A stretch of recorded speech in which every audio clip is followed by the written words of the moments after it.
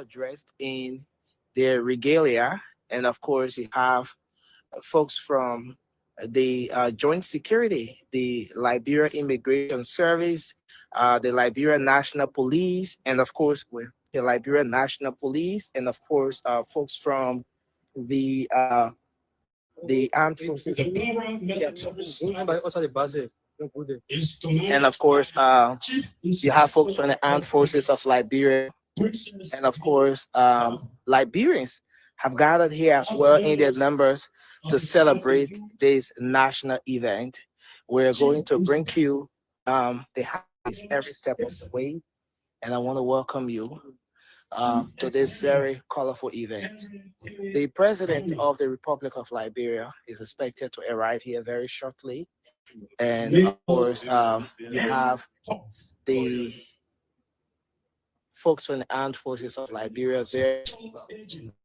You have the Liberia Fire Service at the far end there. You have folks from the Liberia National Police as well from this end. Of course, the Liberian National Police represented here as well. Uh, 16 delegates, that's 19 delegates from the U.S. Army represented here as well. The U.S. ambassador is also here at this very important event. You have a delegation from Sierra Leone, of course, and of course, you have folks from the immigration service as well that form part of this very colorful. So this is cool. We want to say welcome. Thanks for joining us. The Liberia Drugs Enforcement Agency here as well. The Speaker of the 55th Legislature, Speaker Richard Nabekon, has arrived. The President, Senator Dominic Kangaba, has also arrived. And of course, the President, Vice President of the Republic is expected to arrive here any moment from now. Taking a look at this angle of the arrangement here, you have different battalions, different troops of the armed forces of Liberia. They've already done the first parade before we came here. Once the President of the Republic of Liberia arrives, you're going to have the second and final parade. And of course, you have folks from the Joint Security, the Liberia National Fire Service, the Liberia Drugs Enforcement Agency. You have folks from the Staff Association, the Marine Service, of course, is represented here, the Liberia Immigration Service at that end, and of course, this is exactly what the atmosphere is like here. It's a heavily charged atmosphere here this morning. Members of the Customs Brokers Association, the Customs Security also represented here. And at the far end, you see a very good number of Liberians who have come to witness this very colorful event. This being a national event, a national holiday in Liberia. There are folks who come from different parts of the country to witness this colorful event. So we want to take you at this end to give you an idea of what's happening here. As you see from this end, the pro-temp Senator Yomli Kanga Lawrence at the far end there, the president pro tempore of the Liberian Senate. Seated next to her is General David Foley, the Minister of State without portfolio. That's the Minister of State for Presidential Affairs. Minister Sam Steve Kuya is there next. And of course, you have other dignitaries, officials of government, the Minister of Education right there, as you see at the far end there.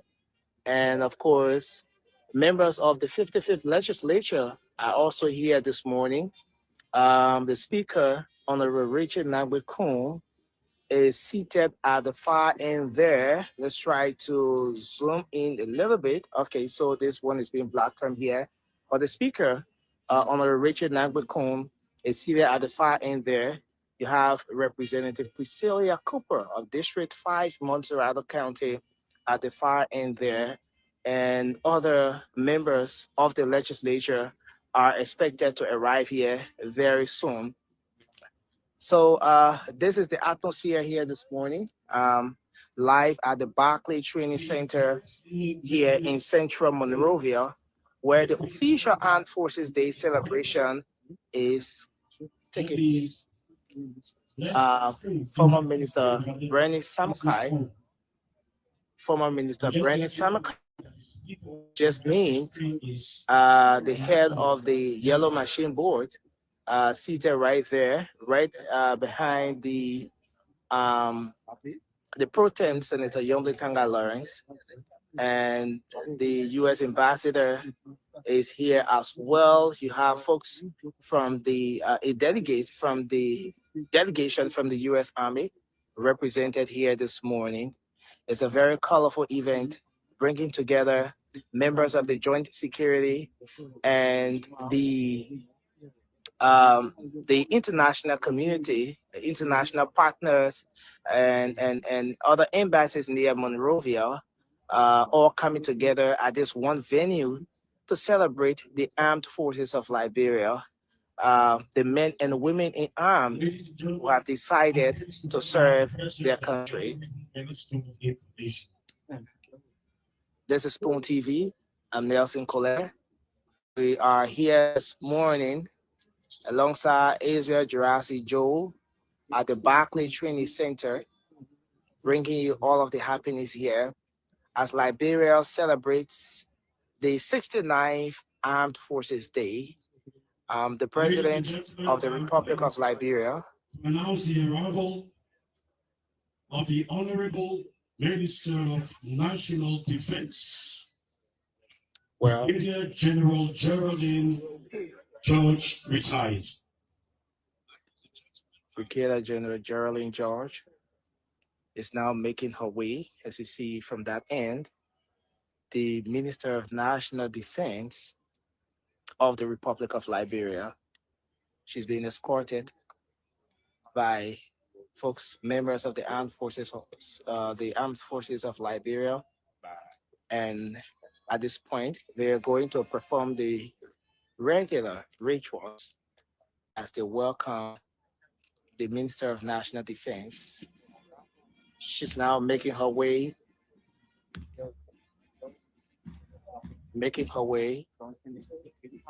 for this very colorful event. Spoon TV.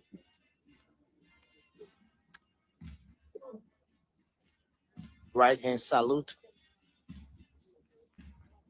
Facing the men and women representing different troops here this morning. This is Spoon TV. Of course.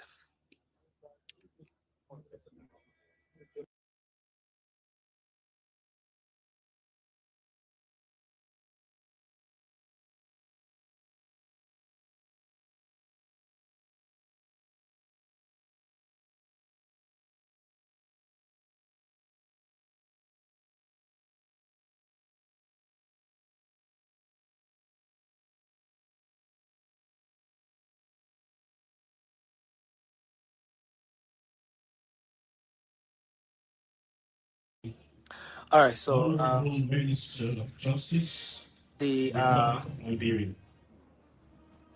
Justice Minister, we're told, is arriving. He has been announced.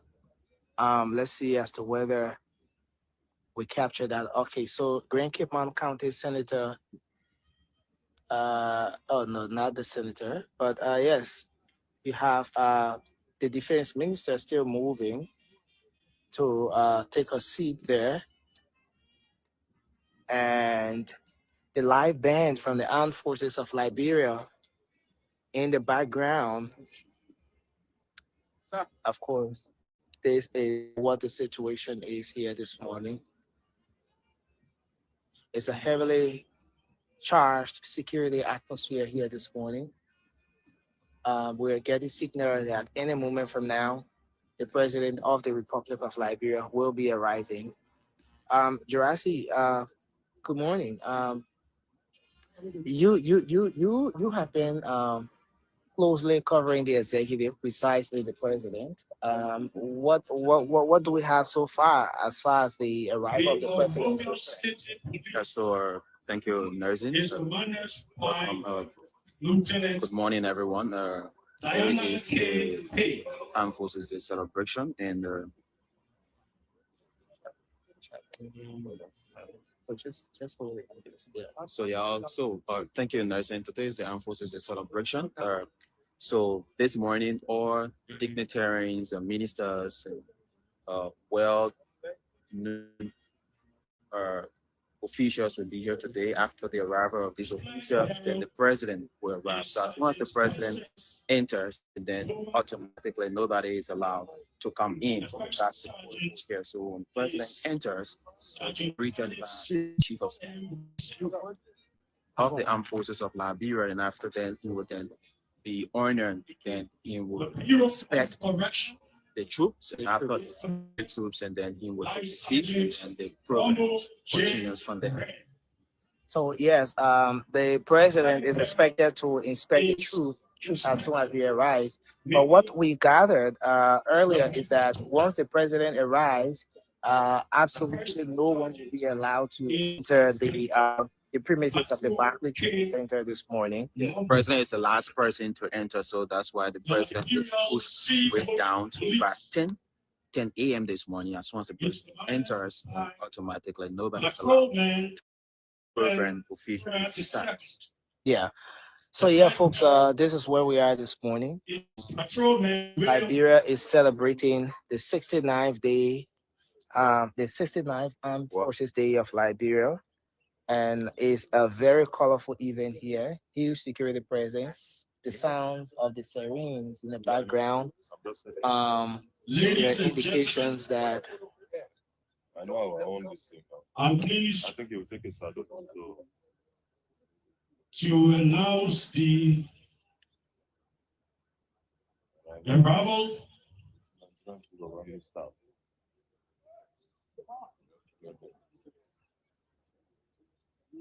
I'm pleased to announce the arrival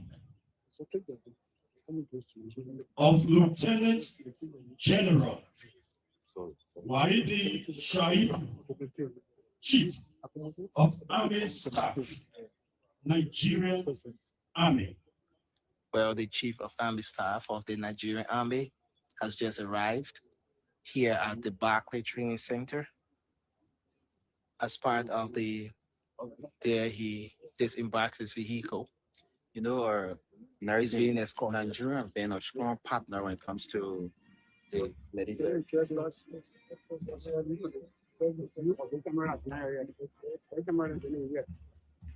Ladies and gentlemen, We have our Lieutenant General Shaib was You know what I'm discussing is to the armed forces of Liberia. All right, so you have the During his service in the armed forces of Liberia, he served with due diligence.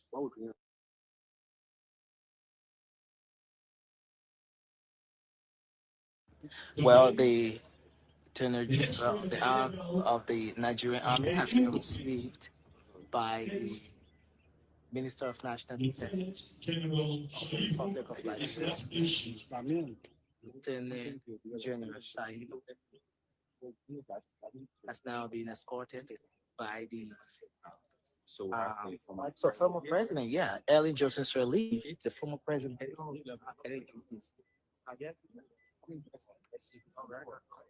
Well, the former president of the Republic of Liberia, Ellen Johnson Sirleaf, has arrived here. She's now walking to take a seat Former from a of president. the armed forces of Nigeria. Former president, Republic of Liberia. So we're informed, Jurassic, we're informed that the two former presidents are expected to be this morning. Earlier on, I understand I got to establish that President Sirleaf will be here, and for sure we've seen her. Next up, we look forward to seeing former President George Manuel Weah, Definitely. whom we are also told is expected to grace this national event here this morning. Whether Please be seated. past presidents or not, they all served this country, they paid their dues, contributed to this nation, and we can only look forward to seeing former President George Manuel Weah, the first female president of Africa, the Nobel Peace Laureate, former President Ellen Johnson Sirleaf, a peace sector, and of course, an icon in Liberian politics, or let's say global politics, has arrived here this morning. What does that signal, Jurassic? So, as it should be, right? Or former commander in chief of the armed forces of Liberia had to grace such an occasion. So this shows this dignifies unity in our country. Like all Liberians are wishing for this moment where all presidents will come together to grace an occasion, like this. So if the former president will be here, it will be applause, and more Liberians will be happy to see two former presidents along with the President Joseph Newman Boakai praising such an occasion. And it will be an honorable one if three of them would at least shake hands, greet the armed officials and greet the people of Liberia. These are moments that Liberians are wishing to witness. So we are with the former president to be, as soon as he comes, there will be applause. But mostly or invitation that have been extended to former president, we have not really been welcome or grace. So we are with this moment, as soon as in arriving, we'll see how it will be. Yeah, like the National County Sports Meet, these events are expected to unify the country, unify the national leaders, irrespective of differences. Liberians get to come together to celebrate, especially the existence of the national army, and pay respect to the country that we all belong to. So we're still looking forward to seeing more arrivals here this morning. The president is yet to arrive. The vice president is yet to arrive as well. We've seen the speaker taking the seat. The pro tem is already taking the seat as well. And that means that the legislature is fully represented here. I did see a few lawmakers here. I did see a few lawmakers here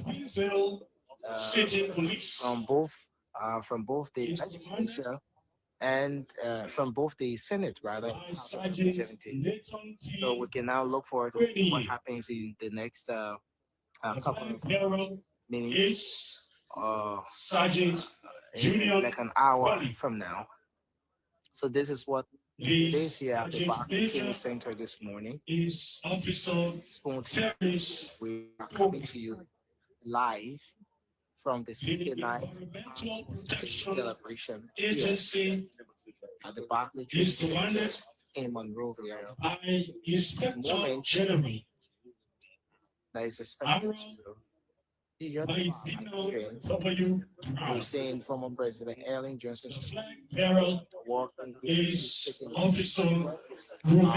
and we are looking forward to seeing other issues of government as well. Stephen S.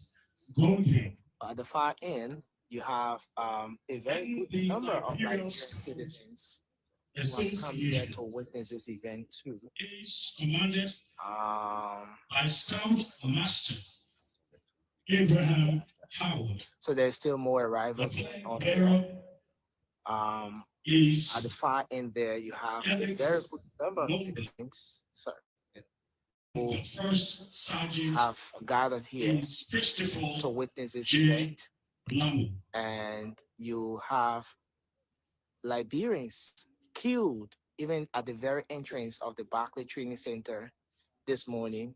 Some of them, this is how they get to celebrate the Armed Forces Day, and this is how they get to feel the actual meaning, the actual definition of Armed Forces Day in the country. This for them is a privilege because of the 5 million plus citizens of the country, you have less than 1% who get to make it up here at the Barclay Training Center to witness this very important event. The folks, the troops, the different battalions are still queued in there. The formation is tight. The flags are hosted, representing their respective institutions. Members of the joint security are fully represented here this morning as well. The Liberian National Police, I did see the 102, the 101, sorry, of the Liberian National Police, the Deputy IG for Administration, um, Colonel here this morning. And I also saw the acting, that's the OIC, the officer in charge of the Liberia Drugs Enforcement Agency, represented here. The Liberian National Fire Service is also represented here as well this morning. And other members of the joint security are here. At the far end there, you'll see officers of the Liberia Immigration Service. The queue is tight this morning. It's a heavily charged atmosphere of huge security presence here this morning. That's exactly what you have happening here at the Barclay Training Center. So, well, yes, you have Finance Minister Honorable Augustine Wehe Gafwan making his way. He has just arrived here at the Armed Forces Day celebration. Of course, Honorable Augustine Wehe Gafwan, the Finance Minister, has been received and is now moving on to make his way. Ladies and gentlemen, to announce the Honorable Minister of Finance, Republic of Liberia. While the Finance Minister. So we're still looking forward to seeing other officials come here this morning. We're still looking forward to seeing more officials of government make their way here this morning. So Gerati, this is where we are. As per the official protocol here this morning, we're told that the president is expected to arrive at about 10 a.m.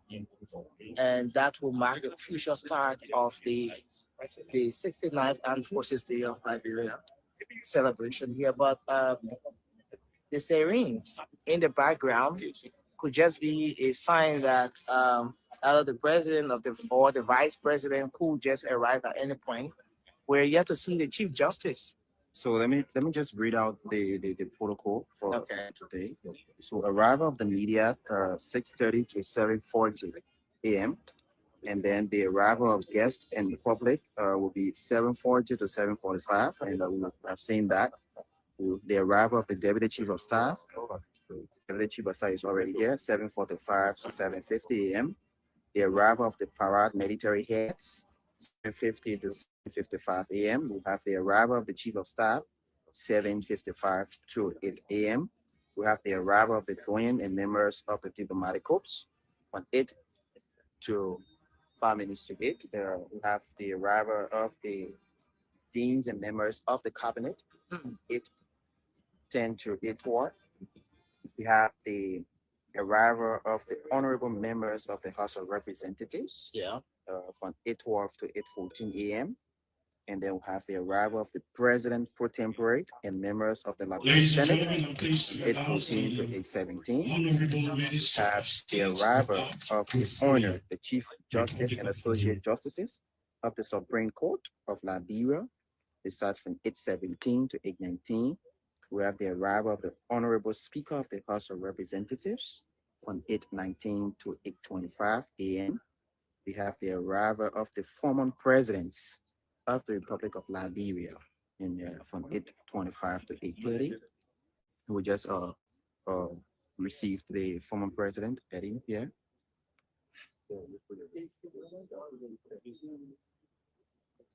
Yeah. So we see another arrival here, but we just saw the arrival of Minister Mama Ability while you were reading through the agenda, the protocol here this morning. So that's the And- vice president. Okay. Would it be the vice president? So that's the Okay. You think that's the vice president's official vehicle, right? But the Minister of National Defense, yes, that's the vice president because I see his photographers, his official photographers. the vice minister- president official plays role. The Minister of National Defense has stepped forward to receive Ladies and gentlemen, the vice president of the to Republic announce of the arrival Liberia. of His Excellency Jeremiah Jeremiah Kwanko, Pankun is now Vice President, to take his seat. Republic of Liberia. He's being escorted by the Minister of National Defense here this morning at the Barclay Training Center. This is all a part of the activities leading to the official celebration of this national event, the Armed Forces, the 69th Armed Forces Day of Liberia. It's been 69 years since the Armed Forces Day, since this day was set aside to celebrate the National Army of the Republic of Liberia. The Vice President's vehicle will now disembark the driveway. This is an indication that in a moment from now, we are going to see the arrival of the president. Following that, we will see the president inspect the troops. The troop is all set up.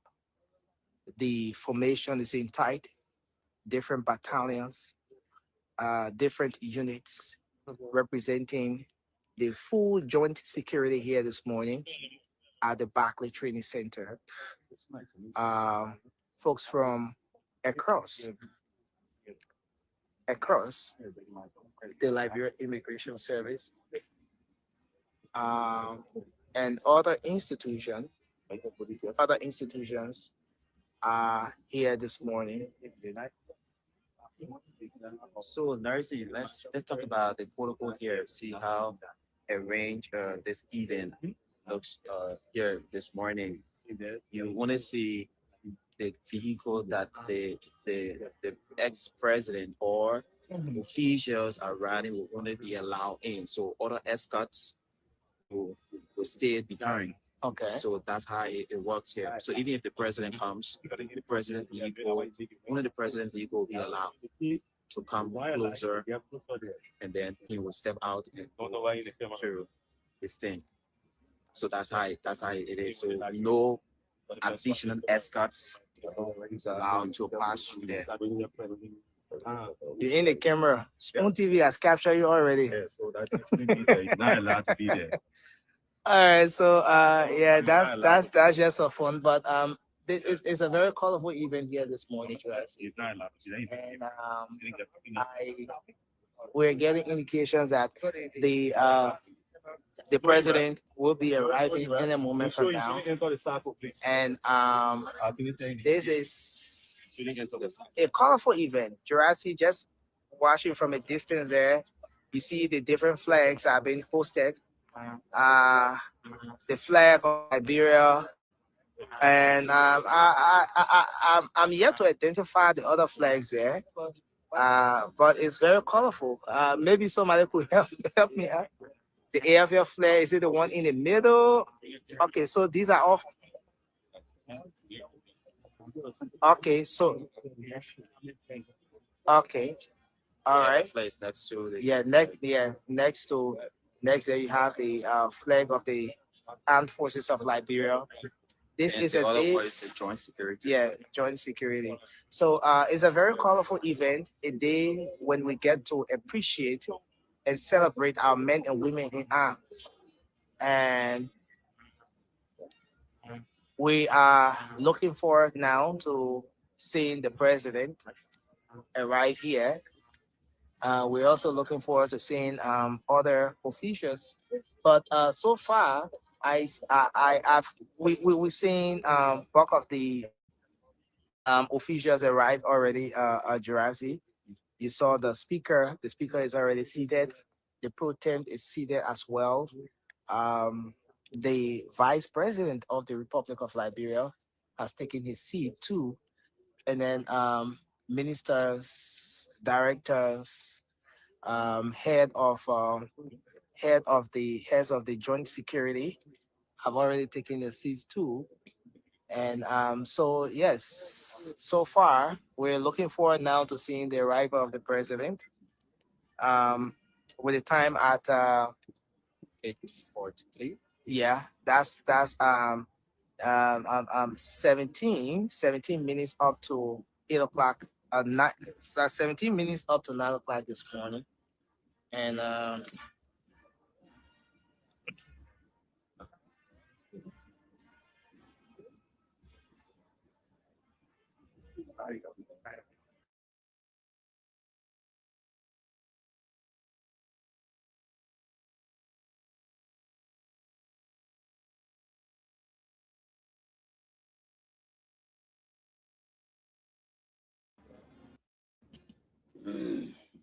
so again, good morning, folks.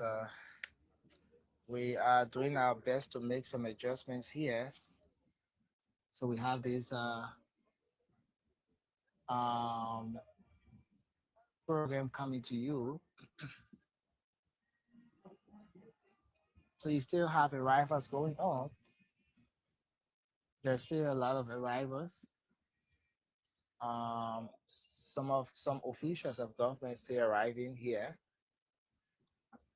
They're being escorted. We did see the finance minister um, here this morning as well. Minister Augustine Kwehegafwan.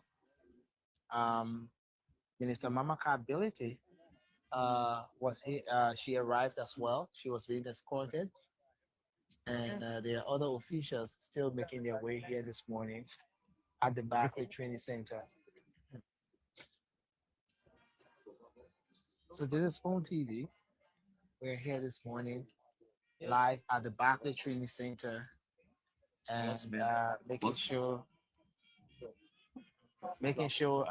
we can bring you all of the happiness here this morning. So colorful and beautiful occasion here. We understand that AFL have played a significant role from safeguarding national borders to participating in peacekeeping missions and supporting national stability. And work of the citizens depends on the armed forces for protection. So we understand in our society, whenever the AFL comes out, everybody go in a shift. So that's how Liberians or all citizens respect their army. So this day is set aside to celebrate them, to honor them for their service and their contribution to the country. So Liberians all around, they are watching. Some of them are coming in. So again, what I observe here is that citizens can just enter once you come to watch the event. You can just enter without invitation. So it tells you that how welcoming this occasion is.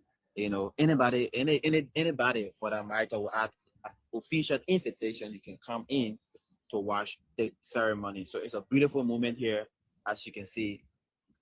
The joint security, the Liberian National Police, the Liberian Immigration Service, and all joint security task folks. They are all here, dressed, well dressed in their uniform to honor this location. Yeah, Jurassic, you're right.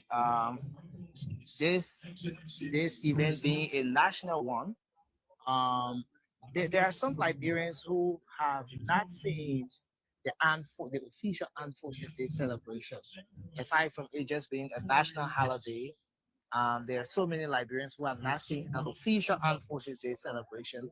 So I remember several years back, the very entrance of the Barclay Training Center was hugely jam packed. Let me put it that way. It was jam packed as I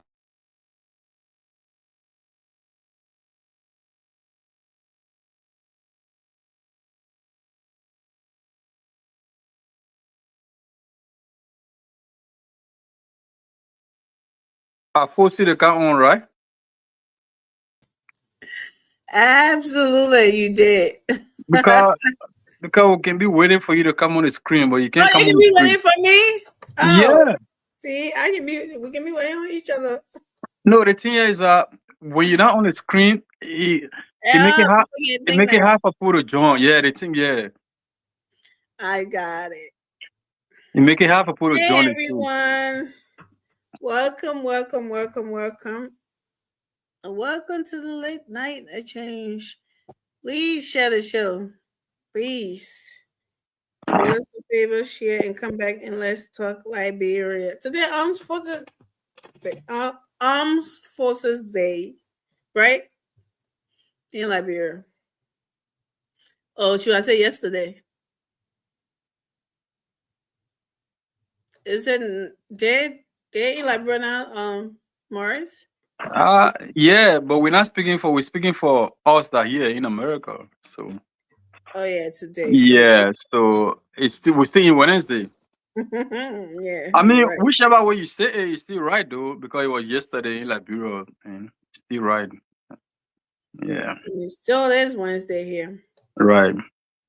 Happy Armed Forces Day to all the military people, right? It's to everybody, right? Well, it's Armed Forces Day. DEA, the Right. Army, the It's, Navy, they got Navy, right?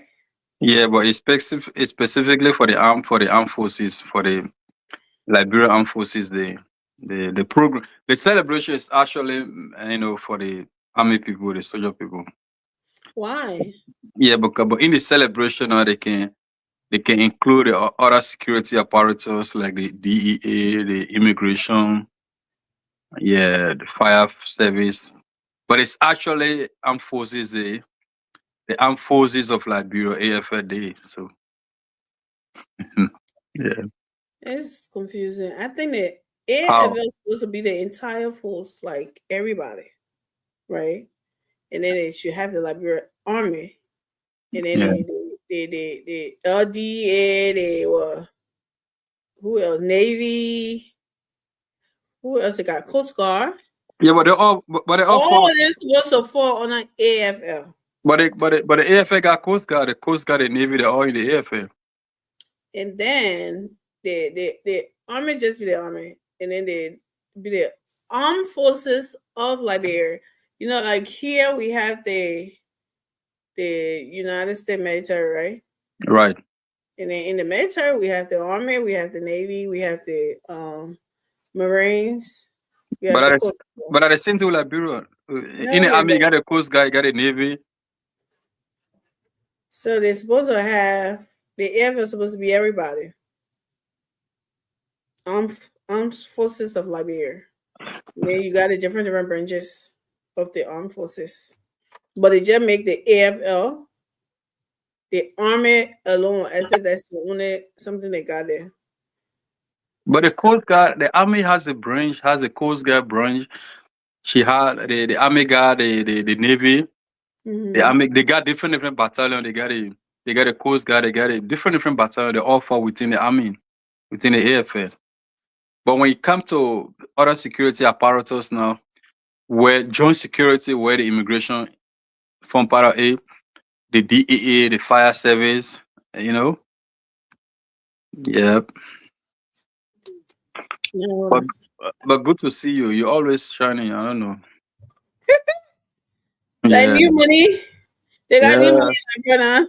Oh, that's the thing. yeah. You always. I don't know what kind of camera you using. You're always shining. Anyway, but you look like somebody that shining says so. Besides camera, say. Don't yell my credit to the camera. Yeah, that's what I say.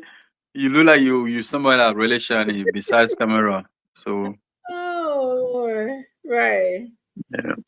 Yep. So we here today. Today was also, I don't know, whenever we mention these people, you have some people who get mad and they have a good reason to get mad.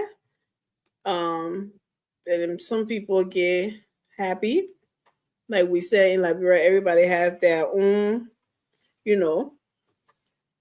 everyone has their own criminal or whatever it is in Liberia. So everybody has their own hero. So today was the I just came across something and it cuts my heart because of this speech that what's his name? Boyman, that the H. Boyman family give I think it's a memorial of the late Alhaji Chifi Kurma or something. And they were very good friends and he gave some, speech there. I thought that was very nice and touching. Right. I just want to hear that speech. From what he said, he's a man of wisdom. He always speak with, a lot of education, I should say, or whatever. But I like it, so I like to share. I don't know if you want to see it. Yeah. Go ahead. It doesn't you play. But other than that, what's in your mind? What's happening? What happened in the country today? Well, I mean, it is like you said. Yesterday in Liberia was the Armed Forces Day. I mean, it's a day that we appreciate our soldiers. Like you get a Veteran Day, right? In America, yeah, right? So we got a Armed Forces Day. It used to be so unique. Normal day, way back when schools used to parade. It used to be like it used to be like a fun. All the schools used to sometimes 2 weeks the school then practicing to march, to do the parade. Flag Day or Armed Forces Day? Flag Day. You're right, Flag Day. The August 24th. Somewhere else. The August 24th, Flag Day. But I mean, it's a day that Armed Forces Day is a day that we celebrate. We appreciate our soldiers. The fact that our country, Liberia, is one of the oldest country, it simply mean that our soldiers are one of the oldest soldiers in Africa.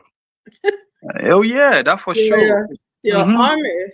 The army is one of the oldest army military, we say. in the continent. We used to call it the Frontier Force. Yeah, that was the name. That was the name of how we used to call it. How they were called, the Frontier Force, before it became the Armed Forces of Liberia. But then they used to wear the short trousers or the bow arrow, gun and stuff like that. And they went to Congo and all for peacekeeping. Yeah, they went to Congo for peacekeeping. I remember they used to have someone that joke. They said when they went, they were in a boat. Before they could land, they had someone a hell of a gunshot. The men that be dead, they were not gonna for that boat. Yeah. So the men say, what? We're not coming down. Yeah. They say for them to come down from that boat, it was not small thing. I mean, but it's just the fun part. We actually appreciate our army. So the day was widely celebrated. The politics will always be there. the people say they saw Bouaka were not able to walk. They saw President Bouaka in the car parading and stuff like that. So, but This is what I don't get, right? Morris, President Bouaka is not a young boy. I don't know when they would get there. We did not have a Mr. Gentleman contest, did we? no. We had a presidential contest, right? And in order to do that, you don't have to be in the gym lifting weight or towing the car on your head or be there. What are going to do? Sapo giant. You know, But that's not what it requires to be the president of the United States of Liberia, right? So right. we all know Bouaka is old. He's an old man. Who doesn't know that? That you will want to come and play politics with that? What do you want to? You want him to what? Walk around that whole place, inspecting the army? Is that what you want? You're crazy? No. In all the country, even young people, they don't do that. They talking about what? 80-year-old man to do that for what? To prove what to you? You know, during the campaign, I used to always say one thing to the sedition and the other people. I said, the argument of Bouaka, the President Bouaka age, I said, is a valid argument. It's a very good argument. It's a valid argument. But is it a sound argument? No. Because argument can be valid, but not necessarily a good argument, and with some argument they can run with. Because if you say, oh, the man, oh, yeah, is it something that you can consider? But is it a sound argument they can run with? Because the man also he can be a good president? No, you can't make that argument, right? Because you can be old and you become reckless and become raw and become, you can be young and you become raw and reckless and a thief. So the argument of somebody old, it's not argument that you can run with anywhere. So it's not a sound argument they can run with. Because we have proved that argument. We have proved that a young man can be a reckless president. He proved it. And now this is an old man. As old as he is, see the difference. So that argument of president. And besides that, they got young people that stay in car, driving there, run president. Maybe that are first time seeing it. And, this is a man who can stand for 2 hours on his feet reading without even glasses on his face. Exactly. Yeah. You see my eye while I read, I can be there. But okay.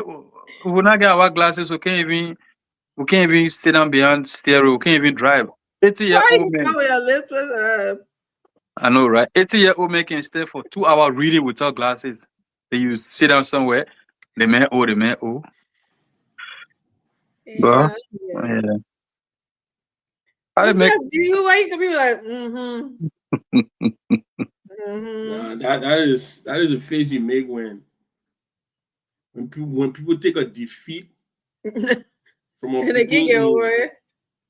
beginning in what you call him Prince 2. They kind of confuse your You got Prince 2 beginning, you only like Prince 2? I'm Prince 2 probably around the same. Oh, you want to name? Prince 2 around enemy. What? Yeah, we're probably around the same terrain, but what's up with Akara Grade, man? They don't tell the man to start smoking opium, but the Brabi don't listen. I mean, who gonna look at that picture of JMB in a wheelchair sitting on top of a pickup, if not in the back of a pickup?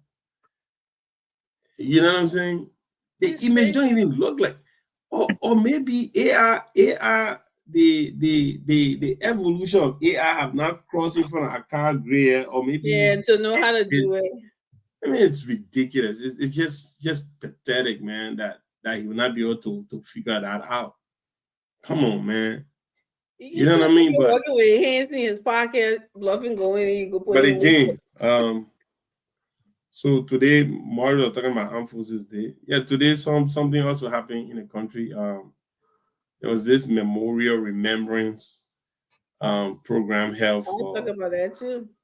the And we about to late play. great Alhaji GV Kroma. What my mama used to say GB. GB Kroma. Obviously, that's on my mind. And I know there's a mixed emotion, mixed feeling about. Always. You talk about Prince celebrating. Johnson, mixed emotion. You know what I'm saying? I mean, look, all the warlords you talk about that is a mixed emotion. That's gonna be our story. We all like the American people say, for each his own. We. So Everybody since you brought that up, let's play this. The Honorable Dr. Ish Boima. Ish Boima Formula. He was a very cool dude, friend with the late Alhaji Kroma, and he's giving a little tribute at his memorial. That was his buddy, man. Thank you very much. Thank you. Brothers and sisters, you can have your seat.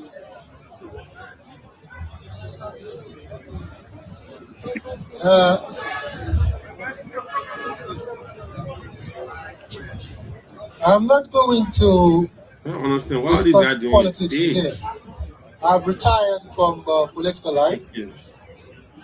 I'm here to honor a brother and friend in the country, Alhaji Kroma. We leave politics for those who feel that they have much to explain. My brother and friend from Sino, Brother Dune Cromwell Mason, has this very interesting say. He says the people of Sino says, when the tide recedes, we're going to find out those who are swimming naked. That's it. When the tide recedes, when the water goes back, we will find out those who were swimming naked in the water. And that happened. I tell you a story before I begin with Alhaji Kroma. My father told me this story as a young boy. So when I see all the young people shouting and crying, I can understand. My father said he was a very brilliant man. He had come from the United States with a doctorate degree and all the degrees, a law degree, and he got back to the village. And the villager said, your father is the best hunter in the village. We have invited all the people from the neighboring village to come. We're going to have a feast to welcome you. You have done well in America. You must go with your father and go and hunt and kill a deer. And this very brilliant young man from America joined his father, the hunter, and they started going to look for a deer. They had gone about half an hour, they didn't see any deer, and there was a very steep slope. And the old man said, let's go up there, because you see, my experience is that the deers are always up there. The boy said, but the people are waiting for us. They've cooked the rice, we got no soup. The old man said, let's go, my son. They came down the hill, and the old man said, there's the deer, pick the deer up. The boy said, how? You didn't shoot the deer? The old man said, I have hunted in this place for years, even before you were born. The speed I saw that deer going with, I knew it was going to break his neck. And I said this to many of the young people. I've been here a long time. Oh, you want to talk politics? No. You do not know half of the things that happen. Even in our civil war, our elections, we have to wait until the Nigerian archives are open to find out what happened in this country. We have to wait until the Americans release the documents on Liberia. So let's leave politics. Let me come to my brother and friend. Hi. This man first, I will talk about three characteristics of this brother. One, I found him to be a very honest person. I used to say to him, Brother Alhaji, honesty is the only subject that is not taught in any university in the world. No matter how good the university is, they do not teach the course called honesty. It has to be born in you. It has to be part of your character. that you grow up knowing that all men are brothers, like the Christians say, and that you do unto others as you have them do unto you. But Alhaji was an honest man. There were times I visited him, and I'm a very poor visitor. People know me, I don't visit. But Alhaji's place was my second home. And I would go to him, Brother Alhaji, man, today, what do we have? And he would say to me, Boyman, listen, I'm not here for your joke. What did you come for? I said, well, I just came to find out what is on the agenda. There was a time I went to him, I said, Alhaji, look, I need $200. He opened his pocket. He's a very interesting man. Opened his pocket. He took $500. He said, I got $500. I only gave you $100 because I know you want to go and divide it. Most people say I don't have money, but I was not Alhaji. His honesty was something that we admire. You go to his house, what little food he had, he will share with you. And as we talk, he had a very interesting trick he played on me. I used to like to drink Coca-Cola. And I said, I want to go. You got nothing here. He said, there's a Coca-Cola in the box. I will stay where Alhaji will analyze. That quality of honesty endeared me to him so much. The next quality of this brother was his compassion. Alhaji felt for people. There was a time during the war of 1996 when some elements burned down the Catholic Church or set fire to the Catholic Church. My mother's house was next door.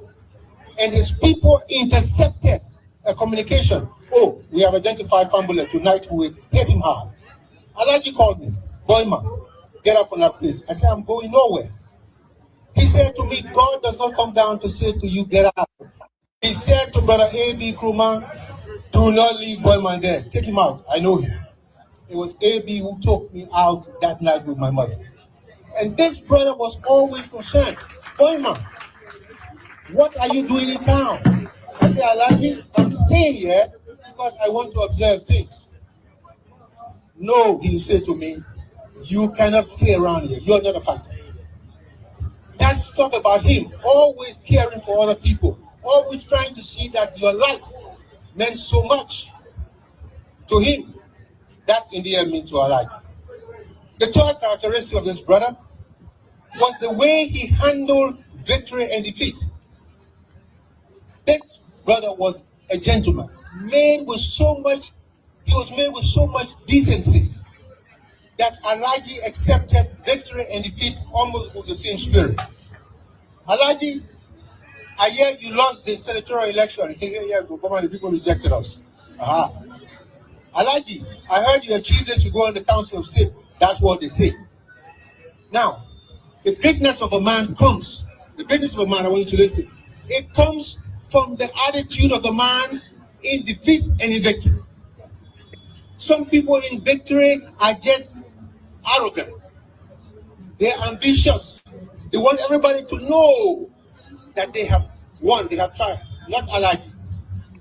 He faced defeat because he realized that we're all human beings.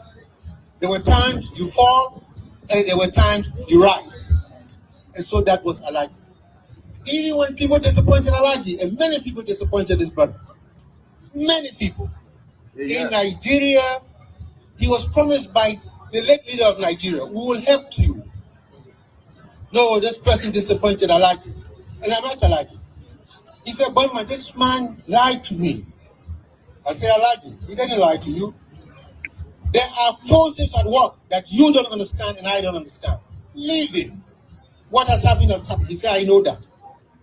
Later on, I met the foreign minister, the late foreign minister of Nigeria. And he said, Dr. Fambula, I will explain to you so you can explain to Alhaji Krumah and others what we did in Liberia. The time will come. That was Mr. Tommy Kimi.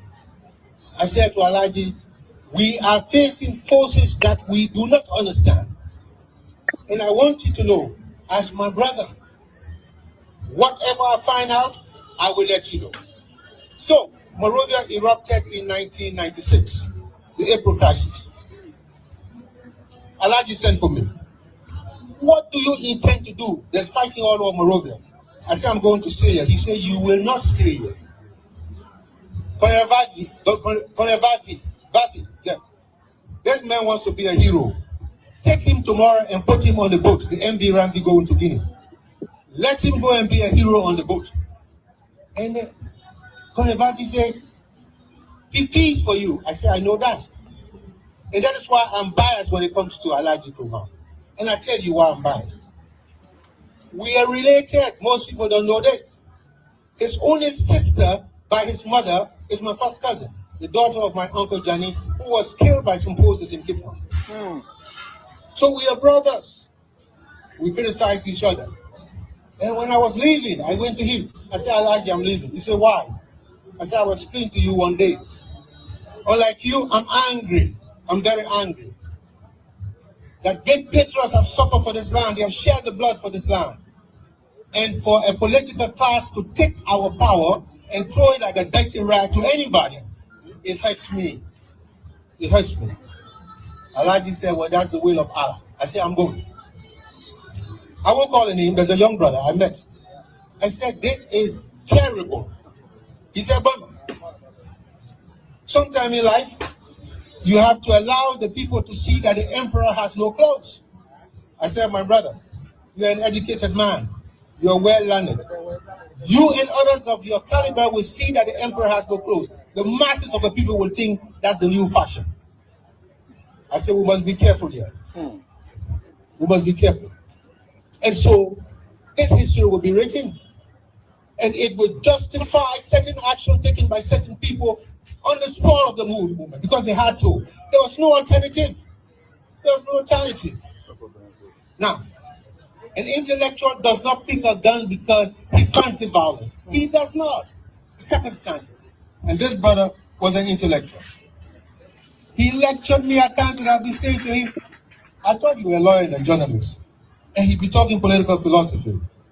I say, Alhaji, you know, we have a long way to go in this country.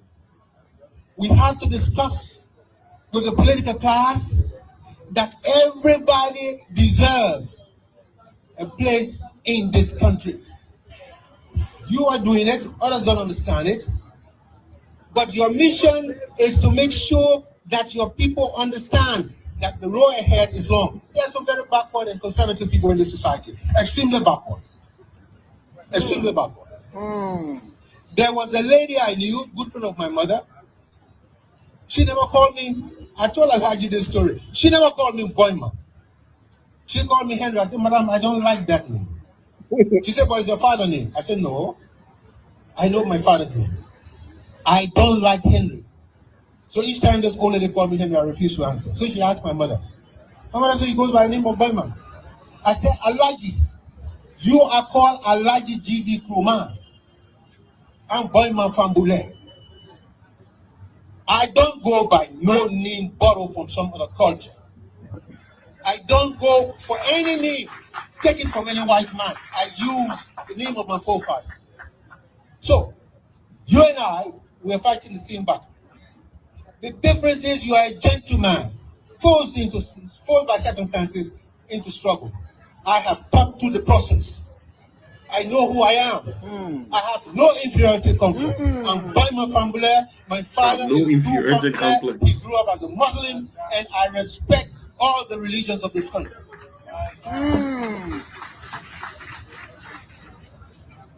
You see, I'm sorry that I got back and 3 of my friends were no more. My brother Alhaji Nkrumah had passed away. My brother and friend, Caleb Lawrence, had passed away. My good friend and young student, Ada Lawrence, had passed away. So I come back almost to a cemetery. But those who are dear to me have disappeared, they're gone. And I say to Alhaji, man of glory, where are you? Man of glory, where are you? We made a pact, you and I. You have made history. You have made history. You're a legend. I thought you would wait for me. So I'm back home. And all I can say, Alhaji G.V. Nkrumah, the history of this country will be very kind to you. There are others who will feel the brutal knife edge of history because they are not what they are. They are fake. They are thieves. and they are people who spew rhetoric without meaning They anything. are technically, yeah. We know them. Alaji was not like this. We know them. And you want to teach us the politics of Liberia? You want to teach us the history of Liberia? You can be the most brilliant. If you are dishonest, you are not like Alaji Nkrumah. He was an honest man.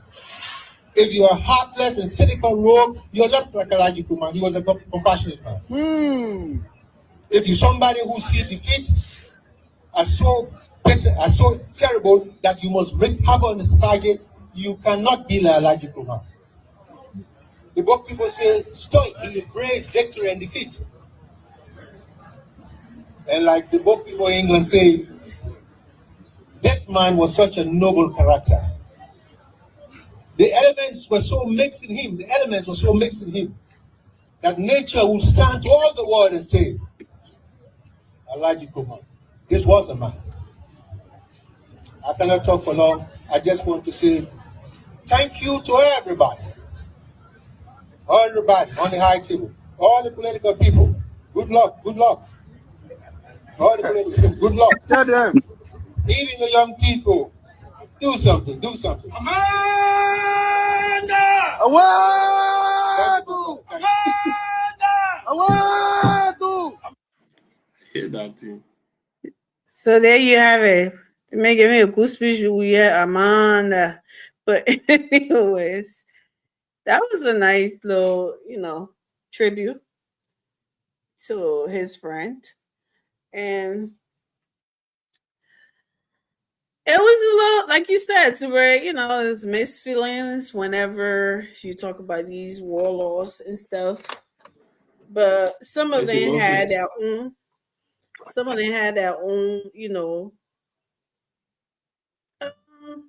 what should I say, reputation before those days came about. And, Yeah, I mean, and they, they have people that, from the way HB is speaking about him, you can tell he was a good person, and who cares about, like you said, people. And, he knows them more than some people would. So he speaks what he knows about him, And I thought that was a nice little tribute to him. Hearing him again, seeing HB. I really didn't know this guy. I heard about him. I really don't know, and I really haven't heard him speak, live like that till today. Hey, man, Amy, where you been? But anyway, British educated. I know he sounds a little. From that. But Emmanuel, let's start with you. From what we just heard HB says, or just anything you want to say about that. Let's just go from there. That's HB view about Alhaji. We want to hear everybody else's, view about Alhaji, or what from there. What do you think about HB's view? Okay, thank you. Good evening to everyone. Have you guys spoken about the Armed Forces Day? Oh, you kind of church lady. You want to raise new song? That's what I'm asking. I just asked if I already done with it. Yeah, we did. How you doing, Choko? Welcome. Thank you, I'm doing fine. Thank you. So, how you been, man? I really don't have much. Enjoying. Yeah, I think I got my light on my face. That's why I'm not shining. Thank you. I really don't have much to say on what Dr. Formula said, because I did not actually follow him. When you were playing it, I lowered the volume. Oh, okay. Yeah, because I don't want it to disturb. So I was hearing him. Yeah, I'm at work. I was hearing him, but I wasn't actually understanding him. Okay. So I didn't get the entire idea behind his speech. Okay. The only thing I really heard was Amanda away. That's the last one. Anyway, we'll go back over the Armed Forces. There was just me and Morris reminiscing on there a little bit. So, was anyone get back to you, Ray? Yeah, so obviously, I was a professional colleague, reminiscing and obviously giving a befitting tribute to a friend. I mean, that's obviously that's why we all want to connect with people of character, so that the day we are no longer here, at least somebody can say something positive about You us. live your life right, so when you leave, you can speak Right. You positive know what I about mean? That's almost like, we live in this life, but we just feel like we're not gonna die, and it's obviously inevitable that we're all going to travel the path of our ancestors. But what is even befitting is when you die, the legacy that you leave behind is what I really count, because that live after you have long departed. So that's what we saw today. And like I said earlier, that is mixed emotions. Obviously, some people were hurt about what Dr. H.B. Fowler was saying, because, like we always say, somebody villain is somebody hero, and vice versa. You know, it depends. There are a lot of freedom fighters in Liberia, but one thing that was so poignant in the whole speech that really, really profoundly touched me was when he said, "Intellectual don't fantasize about picking up guns, or they do it based on circumstances." And I think that was absolutely revealing. Yeah, I mean, it was because nice. Yeah. a lot of people found themselves in a battlefield. It was not by choice. It was almost like they were already kind of caught up in the whole situation. You know what I mean? Like, dare you do, dare you don't. So almost like you have no choice but to just, get involved with it. And that's the tragedy of our civil war. I feel like a lot of people got caught up into it. And it became so normalized because everybody everything around them was either moving or dropping. But hey man, look, like I said, you can't fault somebody for vouching for somebody that they consider to be a friend, or someone that they have so much, or they has a lot to do with in their lifetime. And I think it hurt a lot of people, because I've been following social media. There are a lot of people came with different rebuttal. I mean, people were absolutely disgusted about some of his statement. And like I said, man, it is what it is. People gonna say what it. I consider Alhaji Kurma to be a hero. I mean, and obviously that's evident to who I am, where I'm from, my background, my affiliation, and stuff like that. Yeah. But I also understand, and I'm not in any way gonna feel any kind of way for other people on the other side how they feel about Alhaji Kurma.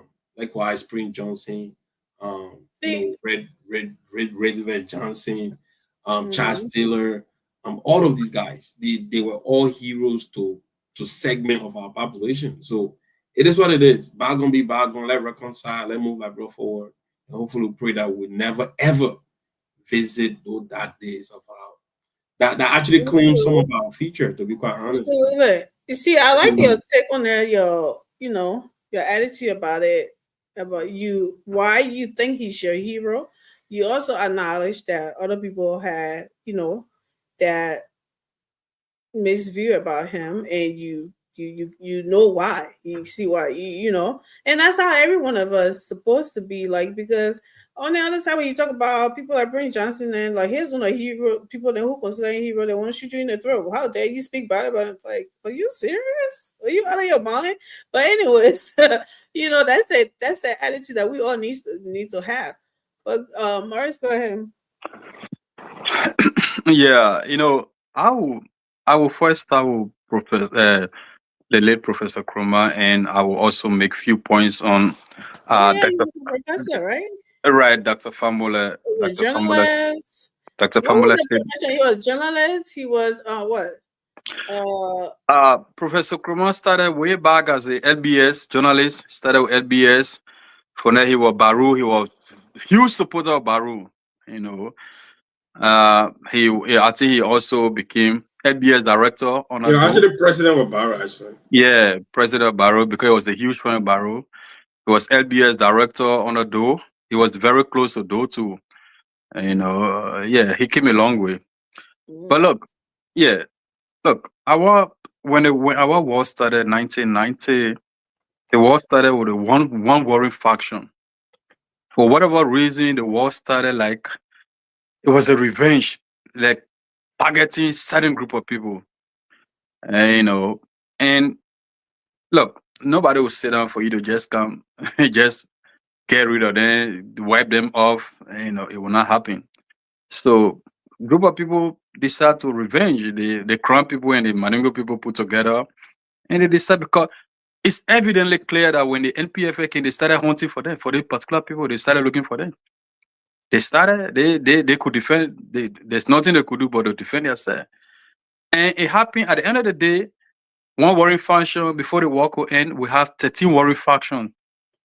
The war ended. The first war ended with 13 warring factions before the Lair Rebel came their last war. But the 1997 war ended with 13 warring factions. This other group, the LPC, 13? yeah, 13 warring factions. The war ended with 13 warring factions because everybody felt they could defend themselves. They could defend their Lair group. They could defend their Lair group. Was they right? Well, that argument that we can make. Except for my uncle choking it. They had no warring Yeah, faction. they all contributed to the destruction of the country. Yes, all of them contributed to the destruction of the country. But like the brother said, it is what it is. We move past that. But let me talk about a few points about Dr. Fambole's speech. Right? Look, there are key takeaway from the speech. He expects Fambole to speak the way he speaks because these are people that suffer. They went through a lot for this country. They bled. They went to jail. They suffer for the country. Look, the executive position in the country is the highest. The presidency is the highest seat in any country. The likes of Wema Fambole, Tipote, Marcus Murphy, the Bronsky, we can go on and on. They struggled. The Madam Salif went to jail. They struggled before they could get the president. They could not even get the presidency until they turned old. These young men just came from the blind side. Make a whole lot of noise in the country. I don't know about that. The emperor and they everybody thinks They make a whole lot of noise in the country and they take the presidency, they give it to him. And see what he did. You don't expect Fambole to get frustrated. But I see something there though. He said he was not going to talk about politics, but then he threw a little jibes in there about that. Because no matter how you're trying to hold back, you will not hold back. Oh, those who show up, another family. If this guys think what it went through, to see a man just came from the blind side and get a presidency and behave the way he behaved like this. Jeff used to let go uncle show up. Oh, seriously, so you expect Fambole to speak like that. And also to probably one of the reasons that Fambole spoke to because Samuel Toy spoke. I don't know for whatever reason they gave a platform to Samuel Toy to speak. But Samuel Toy spoke. Oh, Samuel Toy spoke before that the family spoke? Yeah, I think so. That's where those jobs. But more, what do you mean? What do you mean they get a platform and better speak? That tribute song. The man too had a history on IG Krumah. No, as a young kid. No, he was misplaced.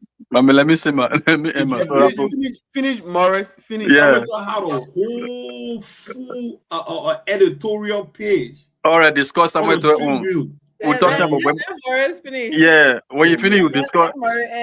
You will talk about Samuel Toy on. Let me talk about. So you expect Fambole to speak the way you expect Fambole to get, because sometimes, regardless of what, when you're trying to hold back, when you suffer for something and you see and you love that thing so much, somebody just mishandling that thing, you will get angry. So that's the case, the likes of Fambole and Air. Right? So he said people think that the emperor naked, the emperor not naked, and we say this thing every day. There are people who believe, even last night I said similar thing, there are people who believe that the country must just be the way it is. The country will never change.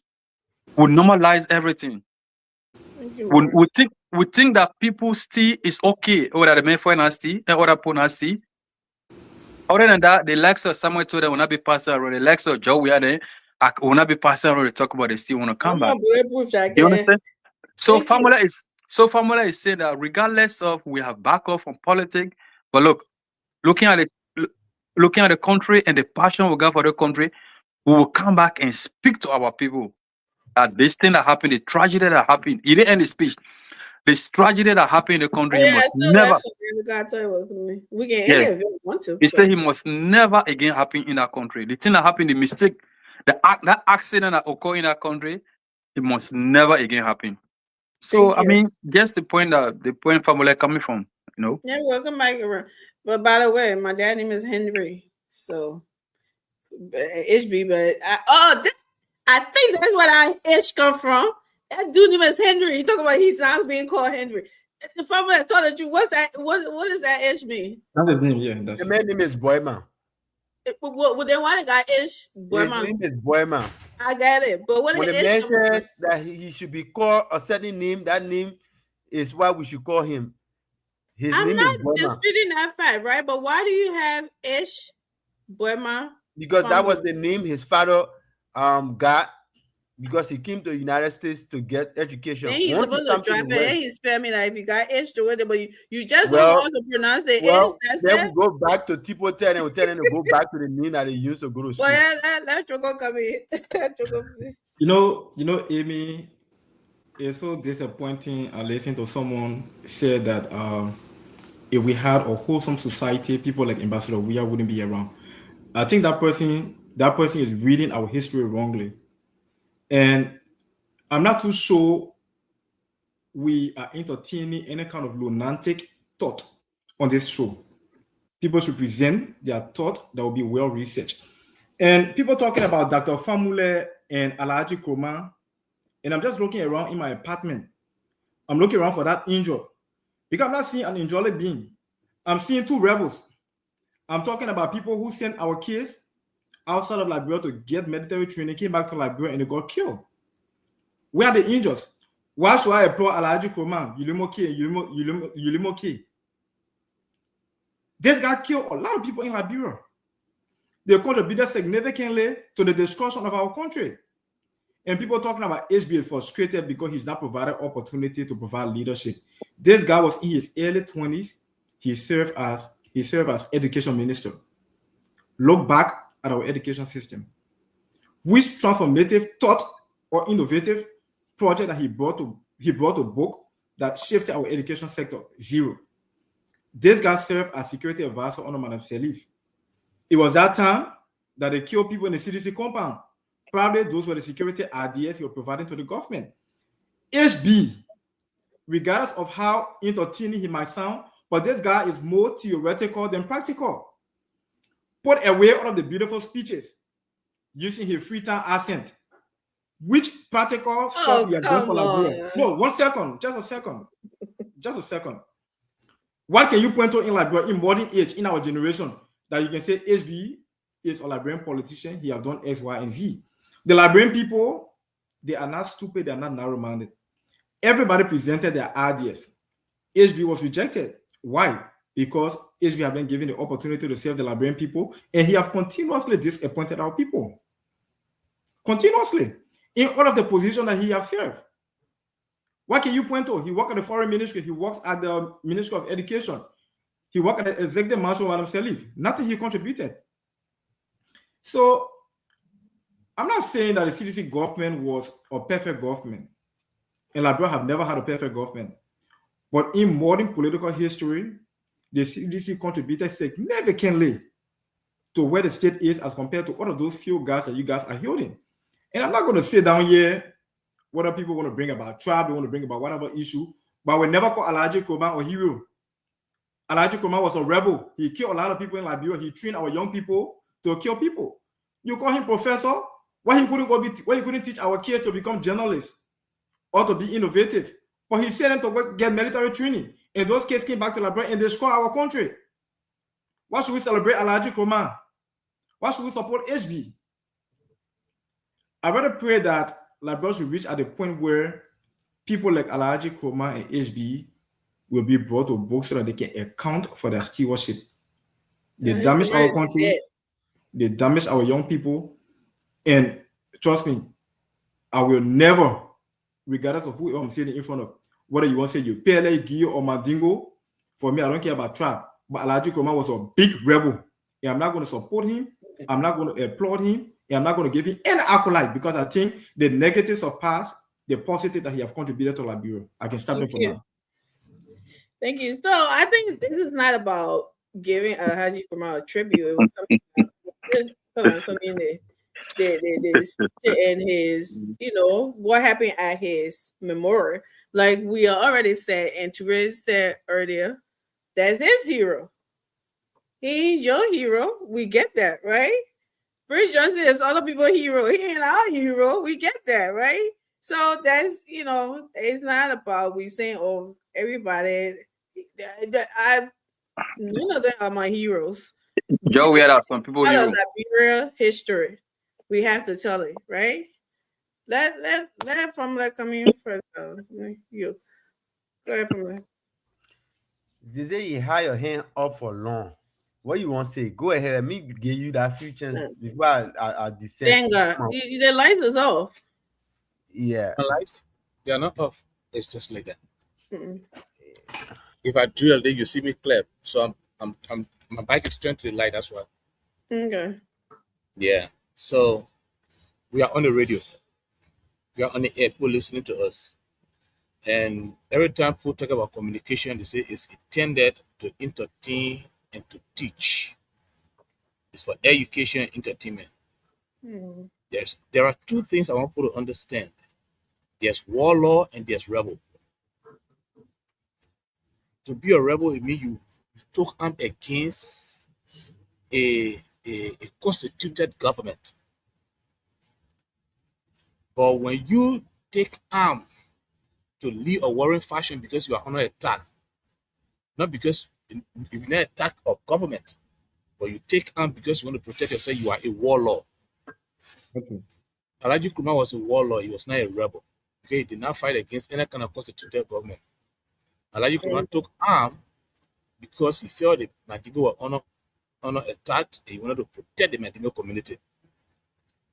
A rebel in Liberia can be Charles Taylor, can be Prince Johnson, can be because they came and attacked and constituted government. Oh, okay.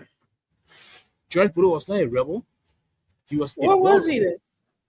He was a warlord because he did not attack a constituted government. He only took arm to protect You the are crown. you are Grand Gillette Defense Force. Okay.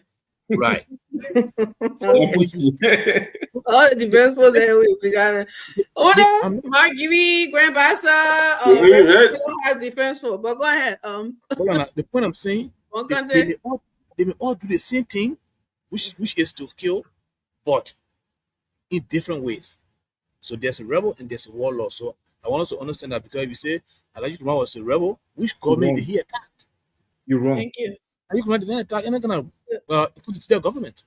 Instead, Come on, he's right. You are wrong. He took arm to protect his people. So I don't want you. that clear. We got some cute names, rebels and warlords. But come here, Pamela, let's hear you. What say you here? Well, thank you very much, Amy. It's welcome back. Welcome back. It's a pleasure to be back, and I'm happy to see my good friend and brother who trying to.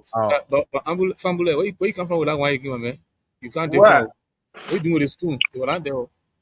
I knew you. I think you've been seeing me.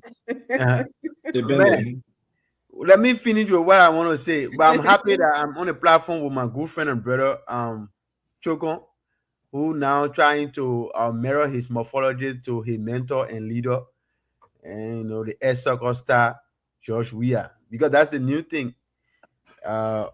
Seditions are saying now that they must resemble in appearance, they must appear like that leader. But today was another historical day in the country because one of Liberia Chicago icon graced an occasion and to speak on his memory, on the memory of his fallen brother. And when you look at Cumber, he says, when you look at the euphoria that was over there today, it was meant to and for people to speak on the memory of what they know about GV Nkrumah. But I don't know how our whole setting is now. Everywhere these angry guys go, once they give them 1 minute to give speech, they deviate from the speech and they bring politics.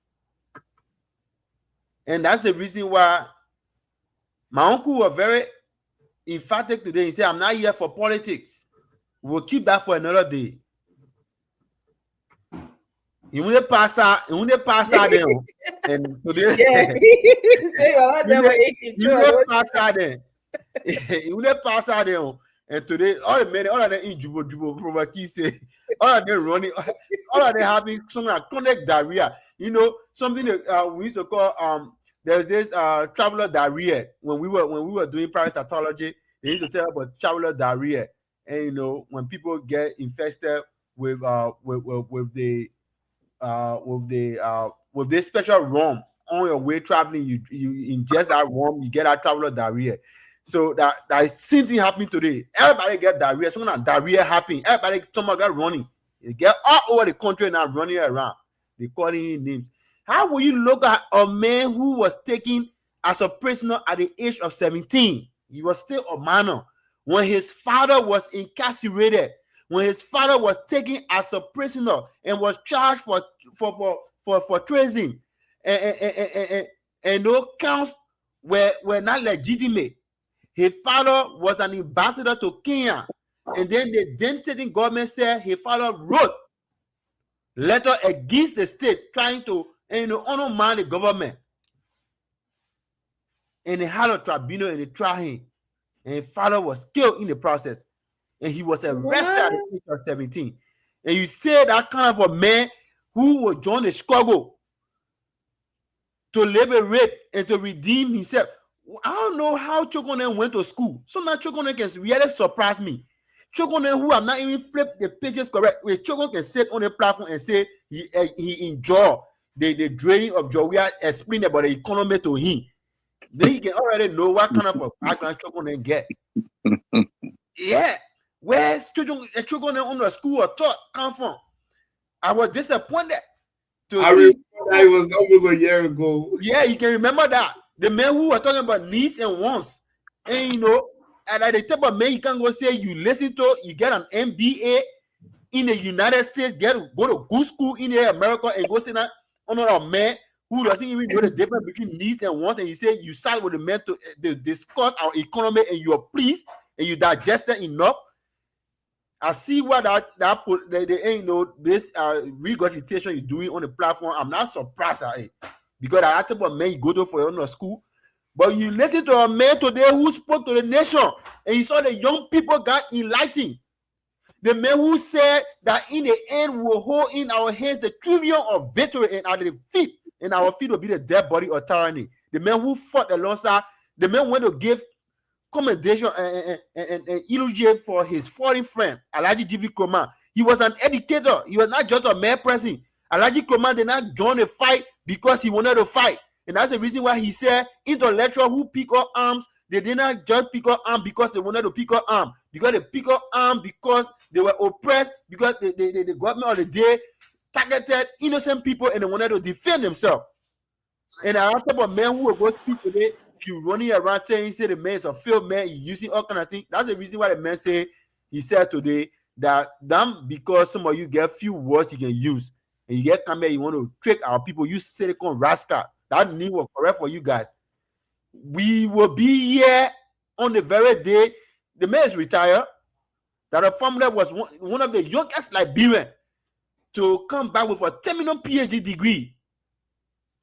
And today you telling that type of man that his daughter is now in the UK, in the parliament, debating the issue.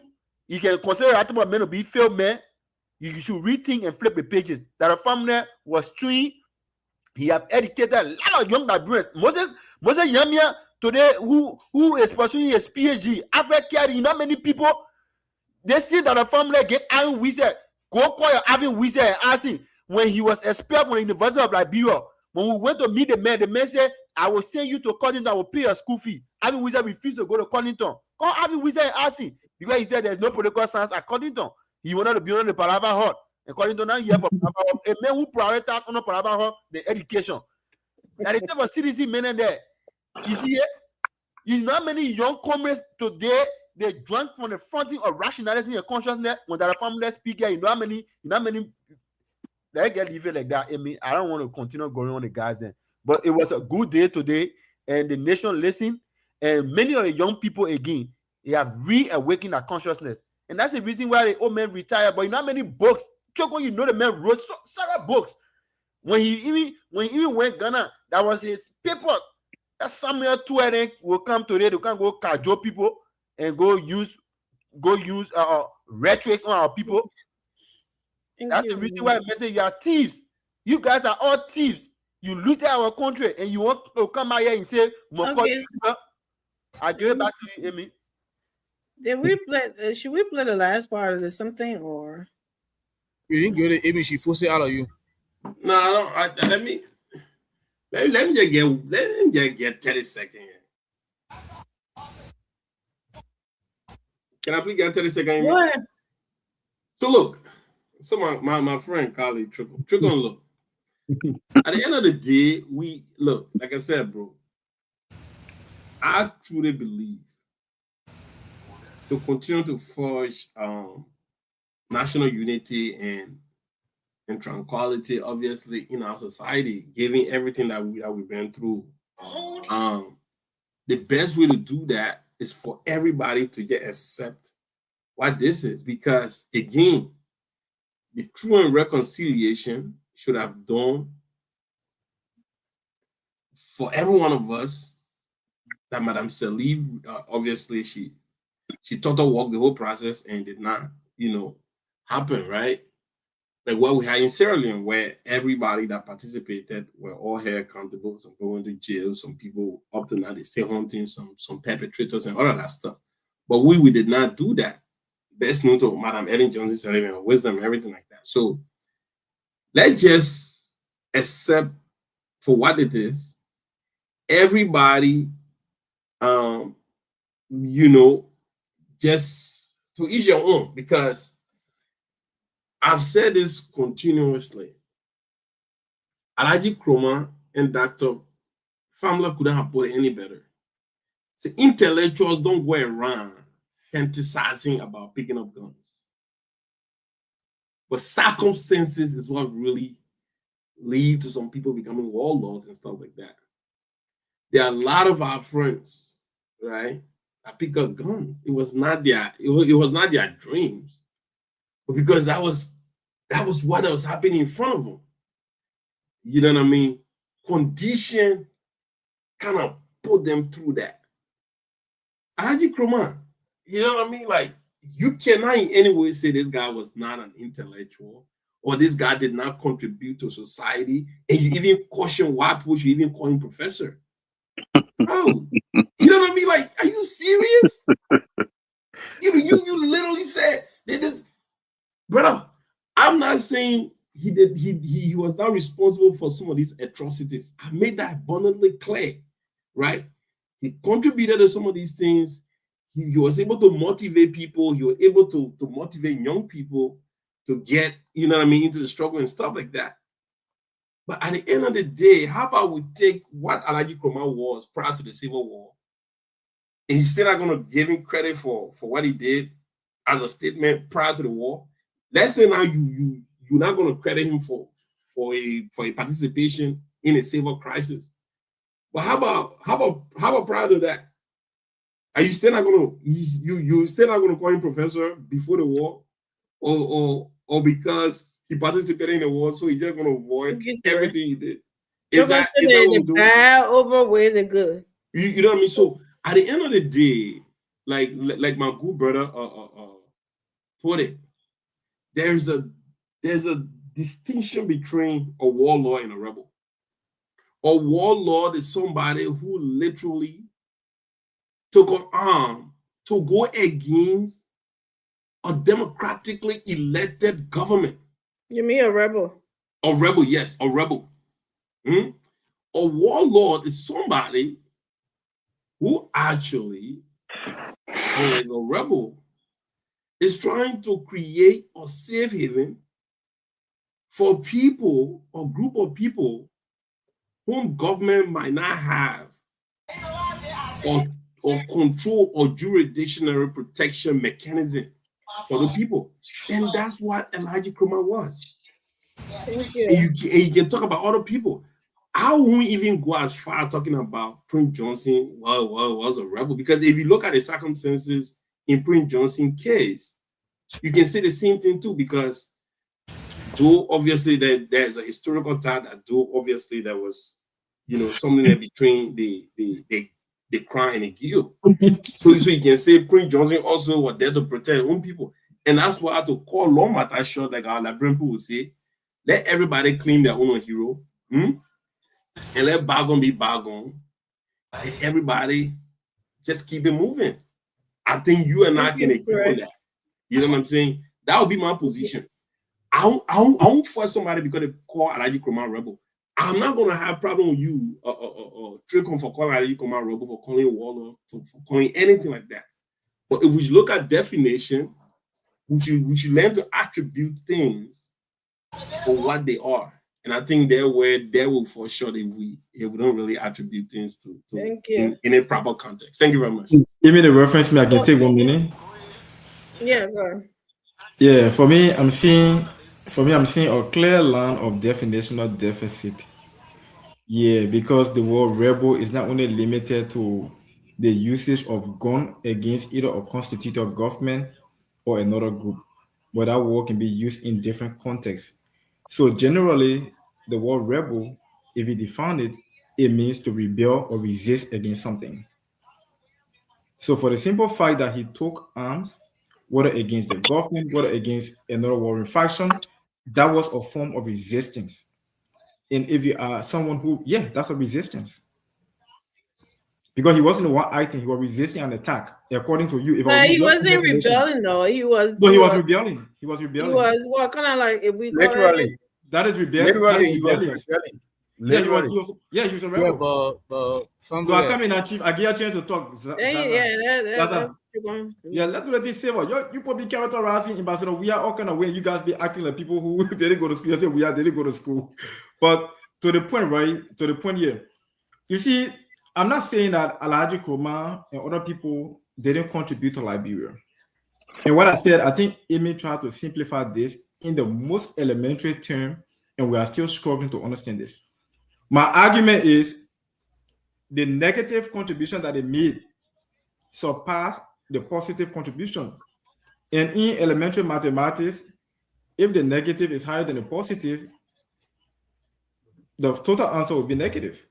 So if you look at his overall contribution, it's going to be negative because the man he contributed to more negative than positive. How many persons he taught? How many persons' lives he destroyed? How many young people who should have been in school becoming doctors, engineers, what have you? He took them to Libya to go train to become rebels, killing people. Context matters. Elijah Kroma did not tell anybody to Libya, bro. But man, you comparing me to We Are Looking, or you're still talking. Oh man, no, man. But give me a chance to talk, man. Yeah, man. Choco has a point there. You comparing Choco look with We Are Looking. If he's talking like We Are, let him talk like We Are. You said sedition are not organized, but you guys are not being organized. I listen to everybody speaking. I was extremely tolerant, entertaining everything they said. Yeah, you guys keep cutting me off. You know, interrupt anybody. Yeah, go ahead, Choco. Yeah, but you know one thing the guys are doing that we are ignoring in their praise to Dr. Famule. We should believe and understand today that the people are never wrong, regardless of how educated our people are. Our people saw all of the candidates who contested the presidency. And mind you, 2017 wasn't the only election where Dr. Famule was whipped. He was whipped before in 1997. So if you claim to be this educated person, this person who have contributed a lot, even our man Elijah G.V. Kroma, the rebel, you have contributed a lot. And you said you fought for the people. You presented your platform, the people rejected you. They elected Charles Taylor. You came back, presented your platform, the people rejected you, selected President George Weah. That tells you that our people have seen your contribution, and that is not what they need. Or probably your messaging doesn't align doesn't align to what the people need at this point. If you monitor the past election, what was some of the reform that Dr. Famule talked about that he was going to bring? Nothing new, nothing innovative, nothing substantive. We are talking about the men you criticizing, talking about the provision of free education, talking about the creation of more farm to market rule for the ordinary people. He was talking about the provision of free healthcare for the Liberian people. And Dr. Famule passing around talking about he was 17 and went to jail. You are 17, you went to jail because your father was in jail and you went there, you misbehaved. How will you characterize that to be a struggle? His father was an ambassador of Liberia, and according to the government, he was engaged in a treasonable act. And as such, they placed him in jail. Should we question the government decision? No, because he went to court and he was found guilty. So HB, for me, when you talk about struggle, my definition of a struggle icon is a bit different from Famule. I can sympathetically maybe call people like Simeon Freeman struggle icon because they've been advocating. No, it might be funny to you though. They've been advocating. I come in, they won't in Liberia. I will consider him because he's been advocating for economic reform, and at least he contributing on the minimum level to the provision of jobs to Liberian people. None of you here support any presidential candidate who provide more jobs to Liberian people than Simeon Freeman right now in Liberia. He's trying. Nobody on this show have a single presidential candidate that you support that provide more jobs to Liberian people than Simeon Freeman. So why should we laugh about it? You can call your candidate that you support that providing jobs to Liberian people. Yeah, from where you can go ahead, I can give you the time. All right, thank you very much, Chokon. You know, Chokon, I like the way you can. Family. Now you didn't want to give me the time. Oh, but the message should take You it. done? Is Chokon you learn that? Yeah. No, I thought he would not give him the name of a candidate that I gave him chance. Yeah, the Oh, thing who's is, that candidate? The man who benefited, who robbed the Liberian people for several years. I think about see. Some let the man learn. No? Let the man Okay, learn. No, but let me feel you. You know, Your brother said context. Let's say Your brother said context matters, right? I was talking I'm about not people. using no contest in that I particular. can't That's second. that common deductive reasoning. You can't go cause Simon Freeman or struggle icon. No, but you have your time from that. Oh, sorry. Sorry, Yes, go ahead. So formula, the context here is this guy have been advocating for economic reform, and he's not in government, but he's providing jobs for ordinary people in Liberia. That shows your level of intentionality. It shows how practical you are and pragmatic about what you preach. And not people who just give beautiful speeches, but they haven't done anything practically to shape the living condition of our people. That is my point. If you zero down on that, your man Kroma from Udimoke and your man Famule, I think they haven't done nothing for the Liberian people and they should leave. Thank you. But Morris Bozo. Yeah. You know, I listened to the brother. I'm a first time saying good to see you. Even though you started by You know, Chokon, CDC come here. No, we met before, but he can't remember me. Yeah, okay. Even when he started first, he referring to us. You not support GMB. He referring to us as being lunatic because our position. I'm a keen listener. He referred to us as lunatic because of our position, and he expressed his own position. You see, we are like a hero. For you, see, we are like a hero. The man who got current number in his phone, they get a number in your phone. But again, like your hero. Oh boy. And there are many. No, but let me talk now, Amy, please. No, I'm just saying. Yeah, Oh boy. yeah. But yeah. But and there are many persons see we have to be their hero. It's okay. Nobody beating you. Nobody calling you lunatic. Nobody say you crazy. Nobody say this. We are is your hero. Fine. That's okay. We see Alhaji Nkrumah. Some of us, we see Alhaji Nkrumah like our hero. There's no A and off for that. Alhaji Nkrumah is our hero. Go and tell the Gio people that Prince Johnson. That's the reason why some of us that part of that group, we are frustrated. During the life of Alhaji Nkrumah, he did not get what he's supposed to get. Go tell the Gio people about Prince Johnson. They stood by Prince Johnson up to thy kingdom come, until the man left this up. You can bring a war, say you're trying to get rid of national government, they start attacking one group of people, they must sit there and fold their hand. Really? Really? No way. They will fight. You come back tomorrow, against those people, they will take on and fight. They will Nobody defend gonna themselves. be anywhere. They will Because defend I went themselves. this room. They will not go nowhere. Go back tomorrow and So come. He said, you want to go after them. Chancellor King, he saw it. When he became, even when he became president, he's still going after the people. He saw what happened. So you can say, you can call him rebel, fine. That's your characterization of who Alhaji Nkrumah was. As far as we know, some of all, Alhaji Nkrumah is our hero. And you're talking about because family lose election, this and that. So who told you when you lose election, when you win election, it make you a good leader? Chancellor won election. Was Chancellor a good leader? No. As far as some of our feet. In 1930, I think 1933, Hitler won election in Germany. Go to them, call Hitler name. How they call it? Say Idi Amin Dada won election. There are a lot of bad people that won election. Yeah, in America today, and Trump won election. So don't even make that analogy because people won election, because Joe Weah won election, mean Joe Weah is a good leader.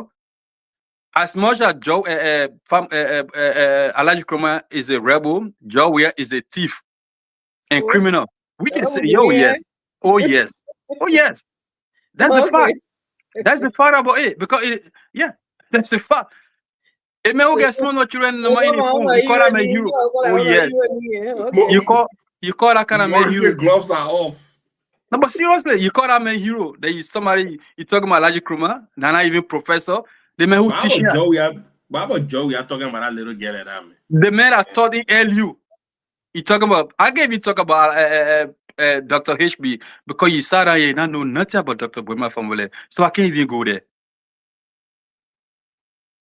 Thank you, Morris. So, I mean, why none of that, Alhaji Nkrumah, why he's not my hero, but you cannot take his, academic credential from him, right? He was a professor before he became a rebel, or warlord, however we want to phrase it. That is part of his, academic credential. That has nothing. He being a warlord or a rebel does not take that away from him. Or being a journalist, he was a journalist before he became that. So, I mean, brother Famula. Quickly, Amy. I don't know how Mamadi Daketi will feel if he were reincarnated today. You watch the McCarthy with Howard Jojo. How would he feel when he was, reawakening or reincarnated and listening to Chokon and referring to a professor? There's so many great people. You know how many people benefited from the tutelage of Alhaji G.V. Nkrumah? He was an intellectual. You know what? Today, our intellectual class is always dangling and going around. They believe more in diabolical lies than the substantive issue because they have little idea, little information. That's why the CDC is all about. You see them. That's why I always say to my comrades, I say, look, you that fetch ants infested fire who always invite laser to the party. Now choke on them there. Choke on them, they can grab any kind of information wrong. If Choco can sit down here again to net, Choco every day he can get scatter things. I see that's why I said that the family was right to say George Weah uses his legs to amass wealth and use his hair to scatter them. Choco, you sitting right here and telling me that Simon Freeman is a struggle icon. Who in a red man will look at or Simon Freeman and you can say contest, he can never contextualize that particular one. Simon Freeman was DSTV that exploited our people for years, and he just the feed and go buy ratting buses and bring it to Labrador, and he said the man creating job. Choco, I beg you, man, my man, change out of course. Before tomorrow again, go say Joe Weah was your psychology teacher from economics. Now he carrying the psychology. Look, that a formula. I say you never speak of a man until you know him. And the only problem you guys got is that you don't flip pages, you don't read about somebody, if you don't even know yourself, for you to ask the question, the hard question, you don't ask. But when we were going through these particular lines, we were asking questions and demanding answers. That's how we managed to reach where we are. For that a formula to be 17-year-old and go to prison, you say the man father was accused for treason, and he was incarcerated and he died, and you expect that type of man to sit down, the man who he looked up to for moral instruction, the man who he looked up to for his future, the security of his future. What was his dad? What was taken to some kind of Kwasa and no tribunal, and they said they never even have evidence for that, and they jail him, and he died in the process. You expect that man to go sit down and fold his hand and say, "Oh yeah, look, the real struggle of men begin at birth, and family them were the people then who struggle." And he said it. He said sometimes the masses don't know that leader. But at least now they're waking up now. And that's the reason why he said, I took all of my youthful years and I went and I wrote books. How many people reading now? How many people reading? Do we have a reading class apart from the guys who go to sit down to see you when they hear one word? They take that word in a community, they go use it for 700 years. They do that cliche over and over. Everybody in the country now get confused because nobody want to read. Everybody get your own yes, say, they say, and thank God now they get one of that Radio Kigali. That when today they say good thing, tomorrow when they lay down the other side, when good when they see small thing, they say so a bad thing for the whole week. The next day, as soon as they see one good thing, they know the people celebrating it, then they jump, they say, oh, the government doing this. But history is always on the side of people who do the right thing. The wrong people, name will always go far, but they don't last. It always end up at the footnote of the book. So Alhaji Nkrumah did a very good fight, and the people who believe in him, and that's the reason why you still see that even in the martyrdom, people still celebrating him today. Not people who are morally bankrupt. If the president who cannot help girls, children in the country until they show him that they are sedition. Hey, all right now, family.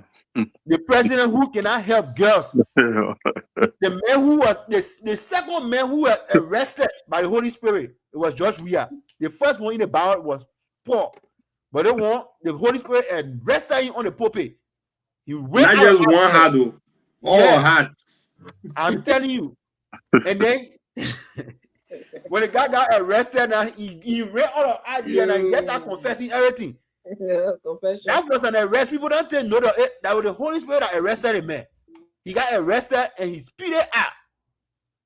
And today I see sedition running all around trying to justify it. You apologize anyway, you're tired. And that's why today I enjoy that family. Say, for you who discussing the politics, go on. He said, carry on, keep going. Wait for 2029. They call you can't speak about Alhaji Nkrumah. You can't tell people say will win election landslide. Who talking about election Benin? Every time they invite so you think that was a campaign rally? Yeah, every time they invite them, everything. That's why the message they are so bitter.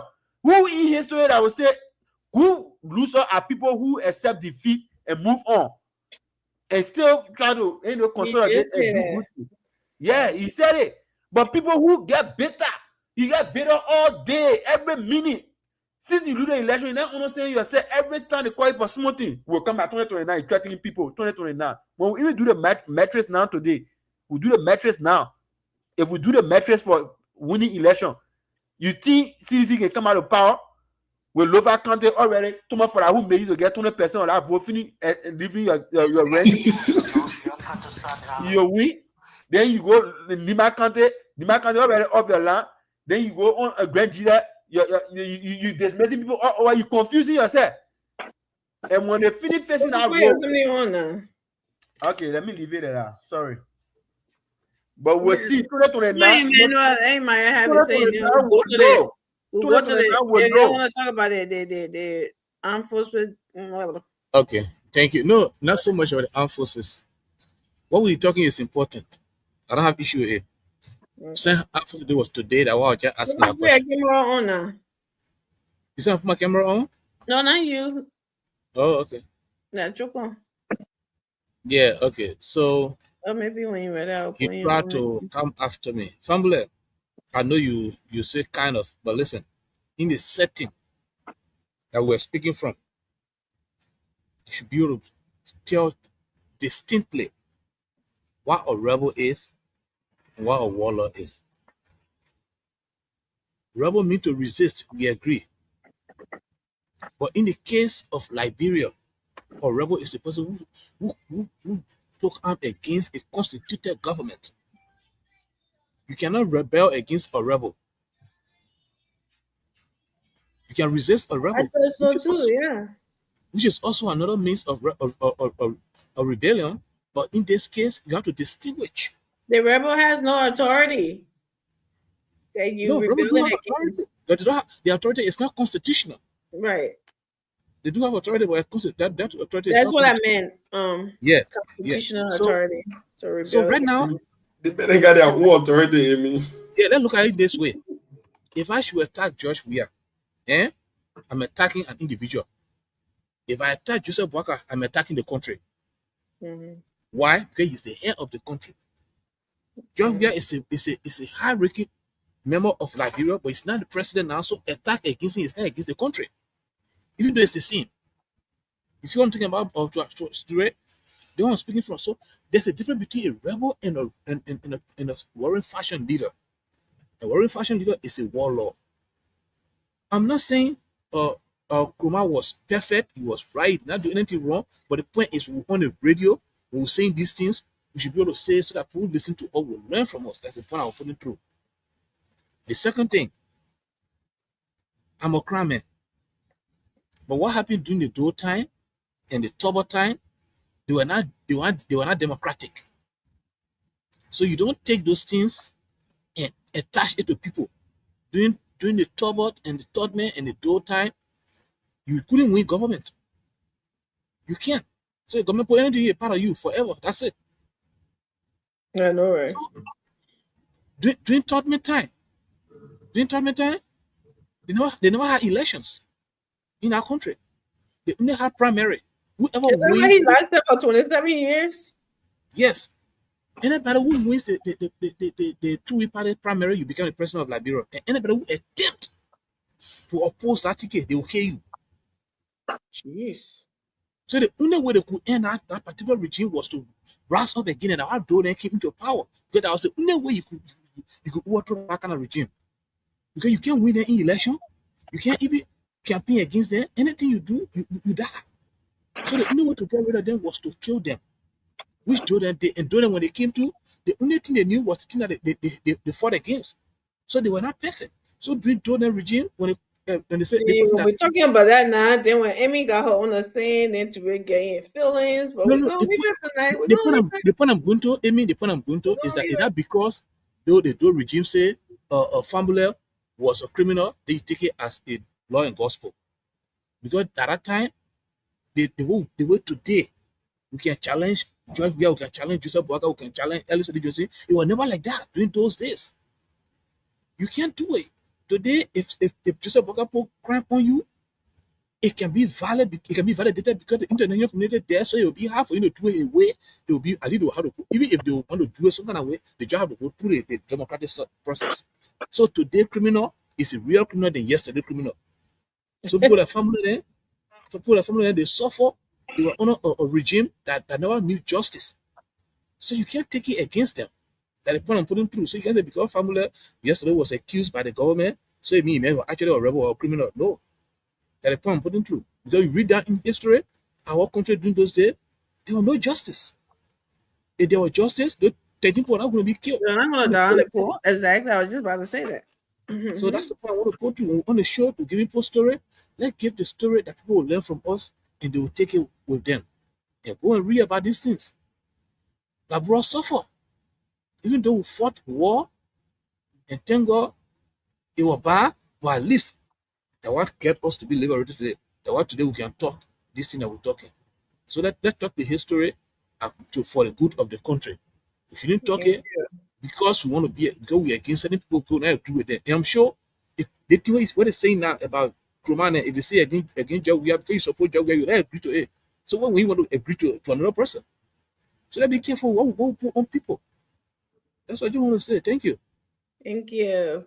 Yeah, so that's a valid point, Mr. Emmanuel.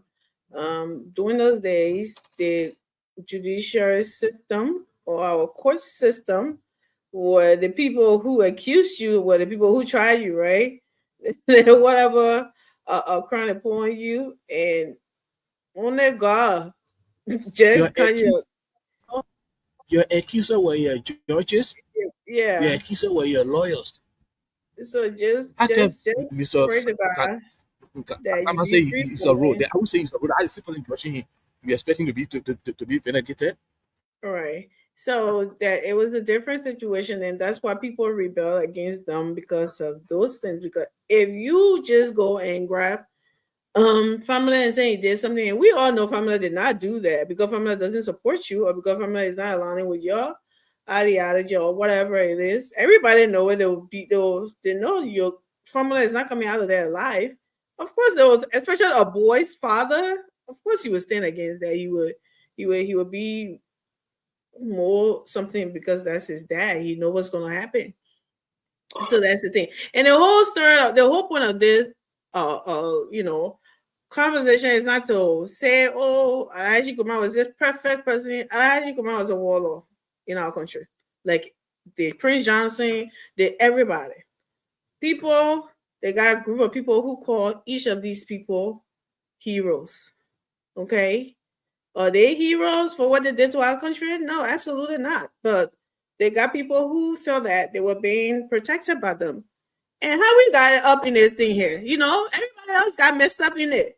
But we these heroes, they were pulling other tribes into that hero webs, and got everybody in the country involved with this craziness that happened to our country. And today we still haven't learned, well, to love our country enough. We still healing people instead of the country, to be instead of being patriotic and kind of learn from what had happened, the bad thing that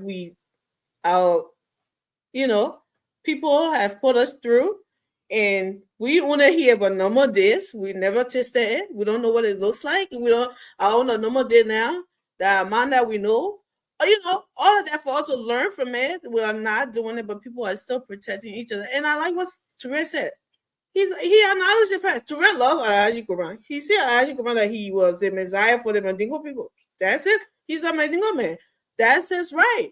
But he also acknowledged the fact that Alhaji Kumar was a rebel. He hurt other people, and he would not get mad at anybody who have mixed view, about the whole thing. And that's how we all should be. Instead of because you come on, hero this, do they? It's a mixed feeling, and it's always gonna be there. And these conversations, I think we can only have it to be an education for us to know where we came from and to move forward from it, and not to pull back the curtains and try to.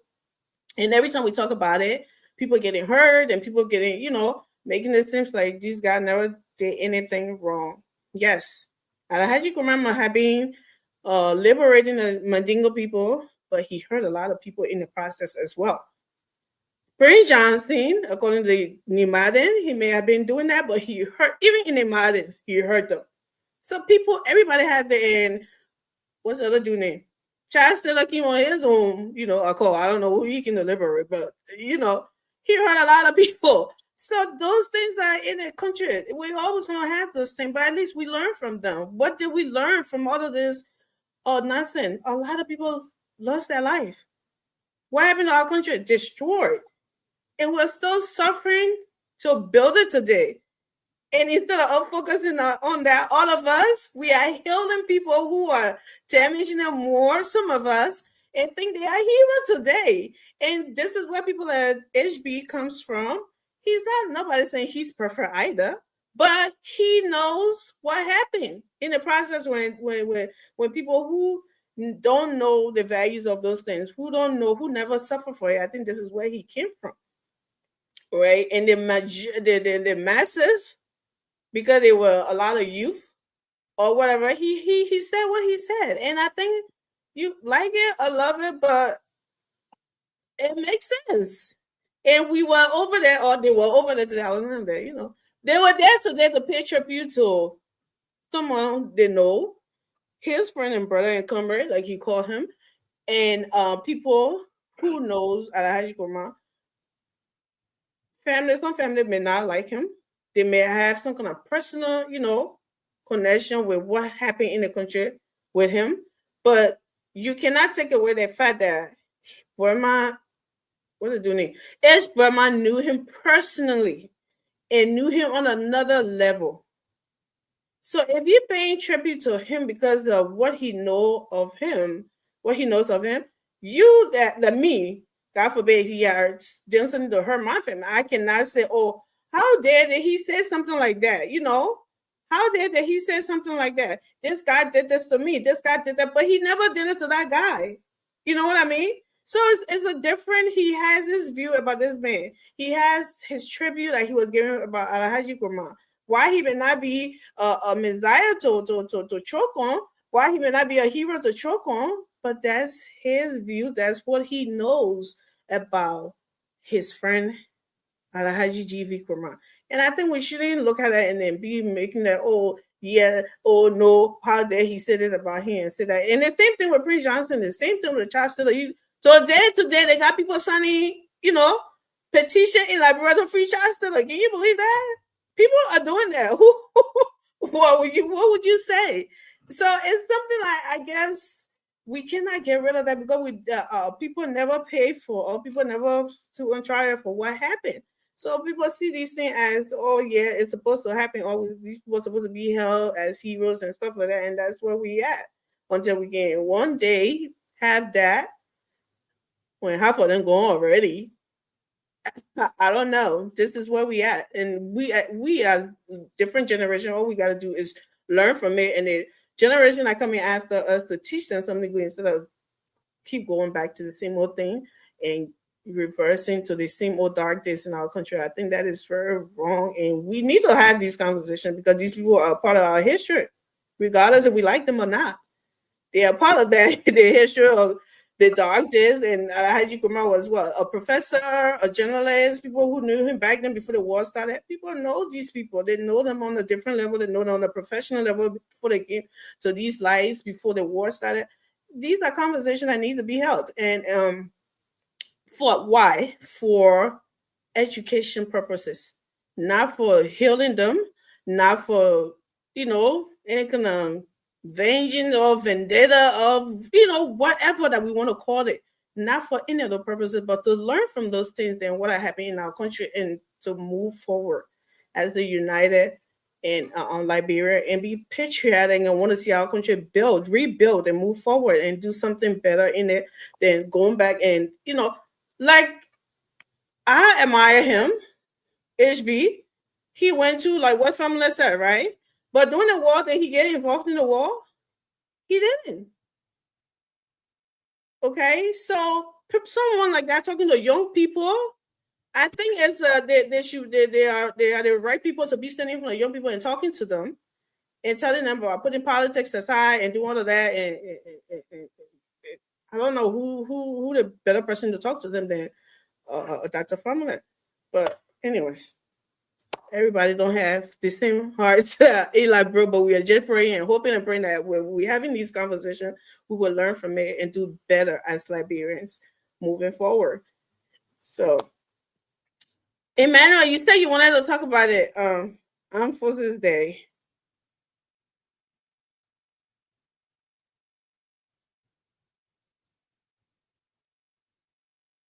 Yeah, and then we can on the issue of that of the rebel and hero stuff. Mm-hmm.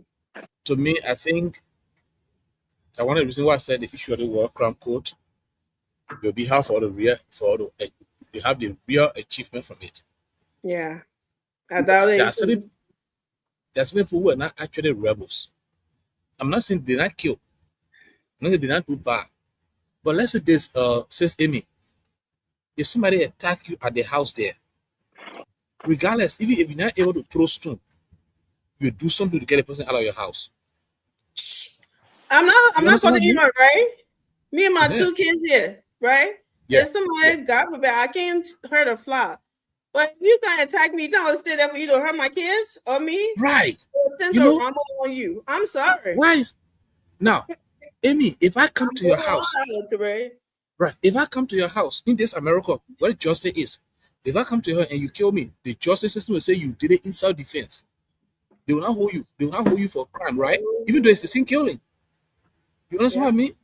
Even though it's the same killing, but they will say you are in defense of yourself because it's self-defense.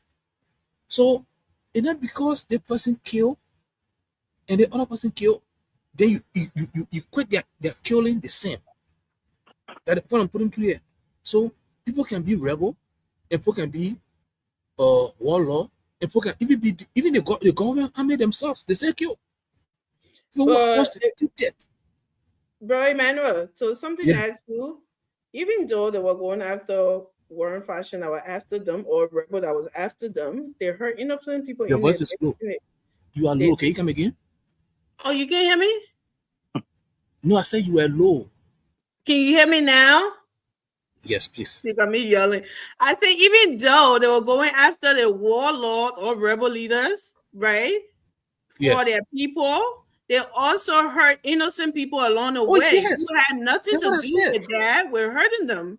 Lots of innocent people were hurt along the way. I agree. Amy, I'm not pushing it away.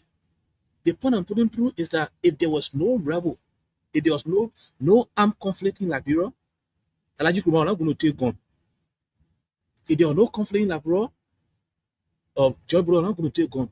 If there was no conflict in Liberia, certain people are not going to take guns. But they took guns in the way I use you as an example that a rebel, if somebody comes to your house right now, Amy, even if you're the laziest person, you pull on strength to defend your children. That's the point I'm putting through. It doesn't mean that it doesn't mean that you don't do anything wrong. You might be wrong, but the point is something caused you to do it. So if we know the root cause of this thing, they will know how to direct our anger so that it doesn't happen again. Because if you don't know what brought it, and you direct your anger wrongly, the thing will be repeated. Because you supporting Joe Weah, so you defend Joe Weah. They want to support Joseph Boakai, defend Joseph Boakai. And you're not looking at the issue that is wrong in the country. If we all know what is wrong, then if Joe Weah do, we say Joe Weah is wrong. If Joseph Boakai do, we say Joseph Boakai is wrong. Because we know what is wrong. So that the point, we all try to know what is wrong, what is responsible for this thing. And you understand? My sister, that I'm speaking from, I'm not backing anybody. But we can't be on the show here and give information to people that will actually not help them. Who does it? You know, Joe, we're not killing people. You know, Joe killed a lot of people. They did. ARPC killed a lot of people. Lofa Defense Force, Bassa Defense Force, all the other people, they kill people. Who Defense Force? Eh? What that last Defense Force you got? Oh, because I call Bassa Defense, so you There was no Bassa Defense Force. your territory spirit keep up. There were a lot of defense forces, though. There were a lot of Defense Forces, but I ain't never hear about that. Nah, I didn't. Yeah.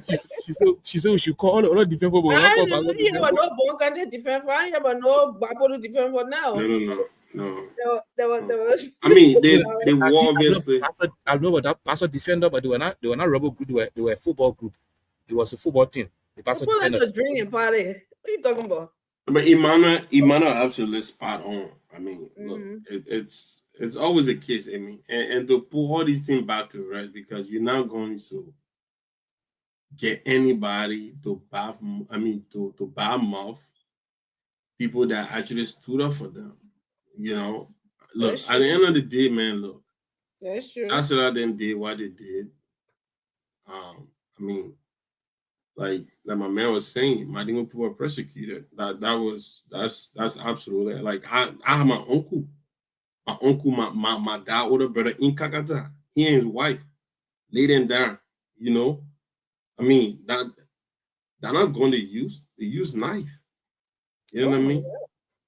You know, and his son, my little brother. If you remember, I visited Liberia recently. They Pekin got married.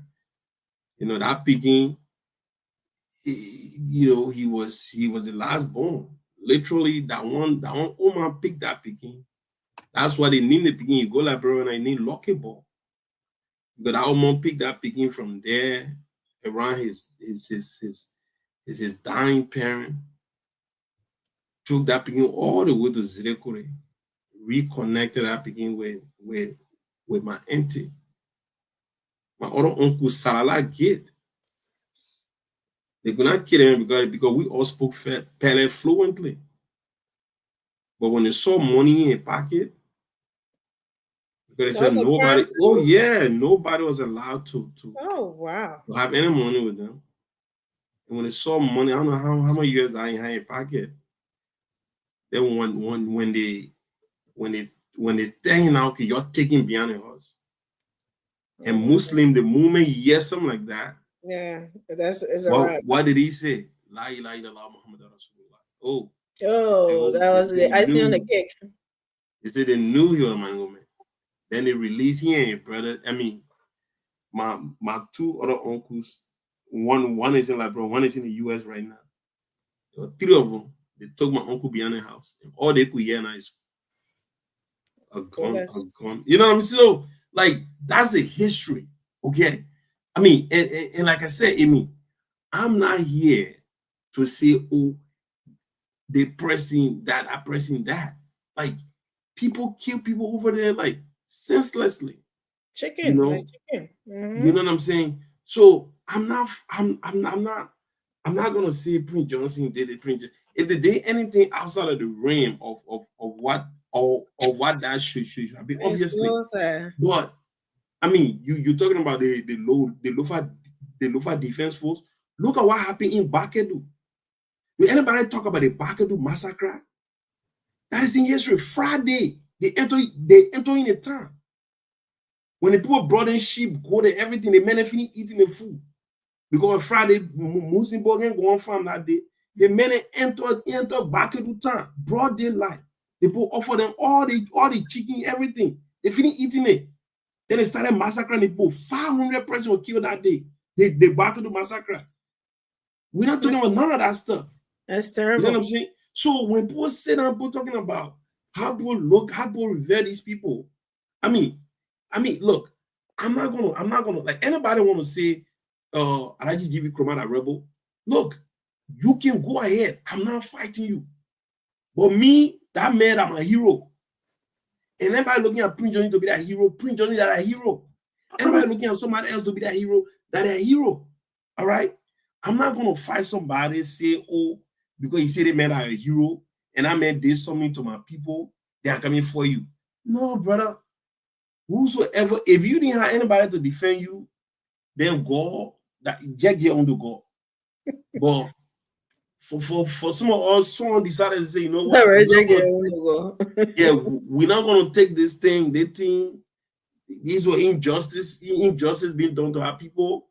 Let me step in. There are a lot of people that step in. These were not killers, but it just because there was a face, or people look at them to be like, in the case of Alhaji GV Nkrumah, people look at him to be a very famous dude, and he's somebody that could command like. He was one of the cutest rebel leader too. You know, you know what I'm saying, right? That's why. What's the other guy name? Roosevelt Johnson. I thought it was Roosevelt Johnson. Like even hear the man name. Even hear the man name. He said, "You know that man, Dana." That's why Dr. Formula he could not have put it in a proper perspective, and that's what intellectuals do. They say Alhaji GV Nkrumah was a reluctant revolutionary. You know, that's why when intellectual speaks, people need to listen. A reluctant revolutionary. It's not somebody who decided to just go in being a warlord because of a taste of exuberance, or he fantasized about being a rebel leader, or a warlord. No, it was because of circumstances. And when your people calling you to lead, to be the face of anything, Amy, you can't turn your back. You have to face it. Even if I was in Alhaji Nkrumah's shoe, given all of these prevalent circumstances, I wouldn't have turned my back to my people. You know what I'm saying? You know what I mean, right? So I mean, and when these things happen, Amy, you can't control everybody's emotions. There are a lot of these rebels, there are a lot of these fighters. Some of them, their parents were actually butchered in front of them. Yeah, they took that anger Some on of other these people. fighters, they saw their parents get killed. That's true. You know what I'm saying? So you cannot in any way. That's what I said. Everybody's hurt. And when everybody hurt in that circumstances, you cannot in any way Become brutal. decide on how people the way you said it, everybody No, was serious, because that's what was happening. They were taking a lot of people were taking that anger on innocent people because exactly, like you said, Amy. Because of sometimes what people they saw happen to that people. right, So they took upon themselves to do it to the different tribes too, or because they tribes it became a whole exactly. type of thing. And now we're which is talking about proportionality, right? Proportionality. That's why it's like it is almost a man or woman that is hurt, right? Someone that have been through so much abuse, right? A lot of times, if they're not careful, they actually carry those abuses and stuff like that into their next relationship and stuff like that. And that's the sad part, right? We talk about proportionality. Just because somebody did this crime to your parents, stuff like that, then you become absolutely you become what we call indignant, right? And when people become indignant, guess what? All of their activities now, they literally just going on and just having this ability of laissez-faire, man. They don't give a damn because they have been subjected to the state of indignation. And when people get to that state now, Amy, I mean, they just do whatever it is, man. But it is a bad thing. Look, somebody on the comment right now, literally telling us, and this is why these conversations sometimes people don't like to have them, because it literally, like a guy on near James, telling you, he talking about, Ulimo, why Ulimo did to in a Lofa forest that they put into their poor society bush. I mean, so many things happen. A lot of things happen. Yeah. Lot of these things, man. A lot of stuff happened. And people did these things because what? Because it just happened now. Jungle justice. Everybody just doing everybody. Nobody didn't care. And it's a sad, but it's part of our history. It's part of our, our ugly past. We just have to embrace it, embrace it, and just allow everybody to move the way they feel best. If Ellen would have signed that document that day, Prince Johnson, Ayi Kroma, all these guys, you know what I mean? It would have been an absolute different story. But Ellen Johnson, she also said she would have been implicated, and she was very smart. Just say that bag on be bag on.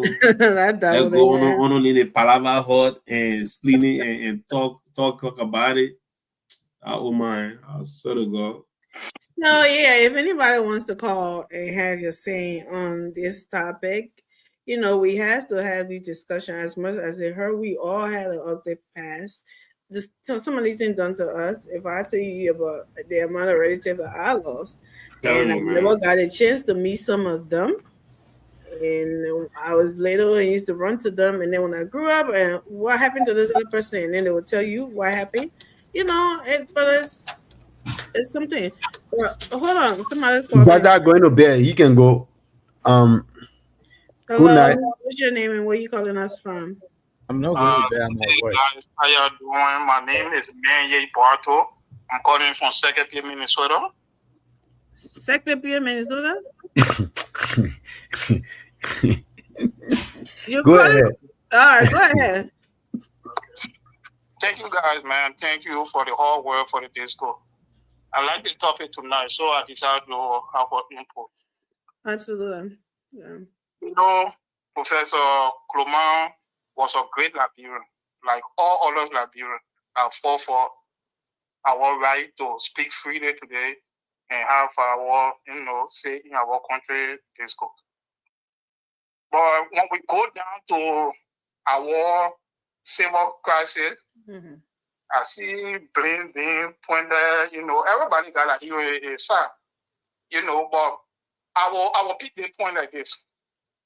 Because we that from Nima country were too fashion. And you understand? The reason some of all we go along with Prince Gonga Yerugbe Johnson, may his soul rest in peace. Amen. Yerugbe, he saw Taylor vision from the bowler and he decided to split with Taylor. He told his brother then. And he said, man, he don't have good plan for our country. Only 5 special forces follow him. You know, for Burkina Faso, when they killed Thomas Sankara, the government just made that 2 head of state he killed. When they killed Thomas Sankara in Burkina Faso in 1987, Jack Taylor went to Bruce Compaoré and he said, man, I'm way, I don't trust them. Give me security. So Bruce Compaoré and Jama from Gambia, you know, he had Gambians and Burkina Faso were here as his security. They were not fighting forces. They were his security. But when Prince Johnson saw the vision of Taylor, what he coming for, because Taylor knew Taylor said, but like the same people that put my people on the pole and killed them. So I know that intention, I know how to go and kill each other savage way. When Prince Johnson saw that, Prince Johnson split off from Taylor and he told his fellow Zimbabwean and Taylor was not the one for us to follow. You know, when my brother then talking about, oh, we were being killed, I understand. I understand when the Manigo people were hunted. But guess what? When those fell away from us, the Malian, it make our Manigo brother the allies. Moreover for all of us, but the Manigo second largest population in Lima, beside Lofa. And during those time, when they got to be those allies, what they were doing, they were showing our farm road to do in Lima country. I'm not saying it was good for MPFL to come and be picking people apart to be killing them. There was no place for that. And I mean, I won't go back to 1980. In 1980, some of the question I can ask why the three counties that were in our in-house command, from the Grand Gide to the Sano to the Nima, never summoned a sum and said, this is not our way. You will not put our people on the pool and kill them.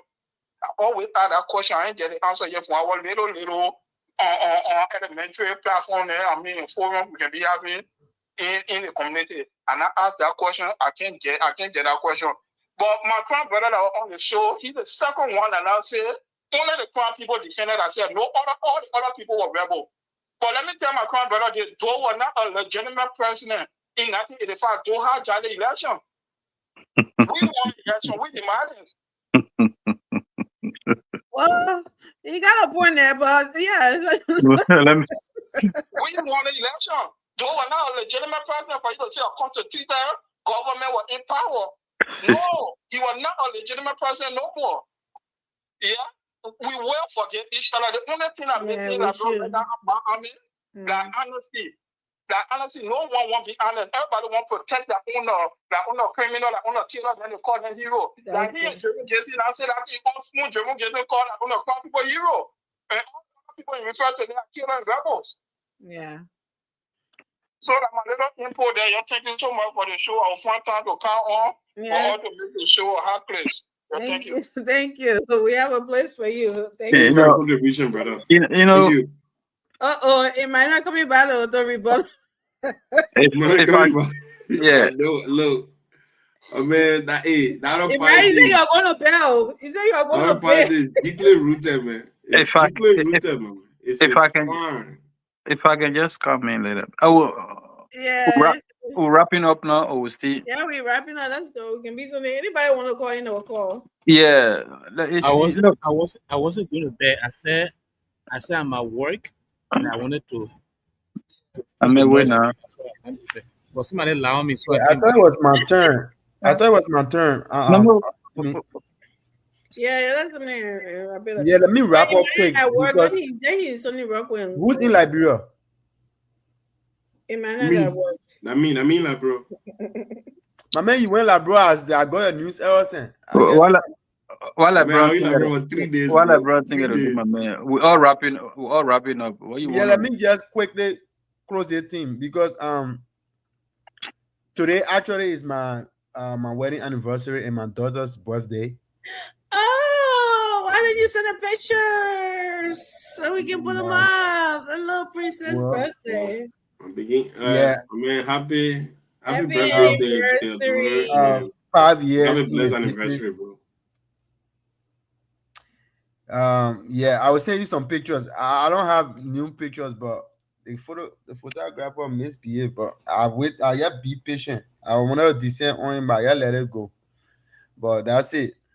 Look, I want to close up with this thing. I think our friends from the opposition need to change their course. With their constant and chest beat, the recent chest beat they're doing now, everybody, anything happening in the country, internet not coming. And I don't even know whether this student that this opposition talking about. I don't know who whispering in her ear that only that won't get voting card, and all the other people in that brought a voting card got missing. And I only didn't want to go to the polls, and I only didn't want going to vote. The other people will get sitting and say, "Oh, we're not voting." And everywhere you turn, turn not coming. Like one round, I can't agree. Started with him one round again, one round. Yeah, dream one round. One round again, one round. Where with the road from Freeport to Bowater start opening, the overhead pipe already taking form. With the hospital, the CH Winnie Hospital being built, with schools, 600 housing units going to be built before that time. Yellow machine going to be here in March, opening all of our feeder roads, over 300 plus machines for the agricultural people coming to be here. With all that thing going on, the Liberian people are they so insensitive that they will look at all those developments going on and they will say, "Oh no, we won't go back to." Look, let us wake up and find another thing to say. If the president failed, the decision again will be left with the Liberian people. They the one will know. But not few rascals just be passing around and but I've been a minute, like everybody saying it. Let me just join the Liberian people. If those guys were in handcuffs by now and in yellow jumpsuit, they will not be passing around thinking that they will come back.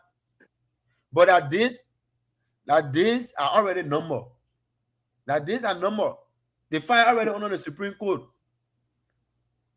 On the right now to do the right thing. LCC are already done an investigation. You got the paper. You go ahead and you stop the delay. The Liberian people want to see justice.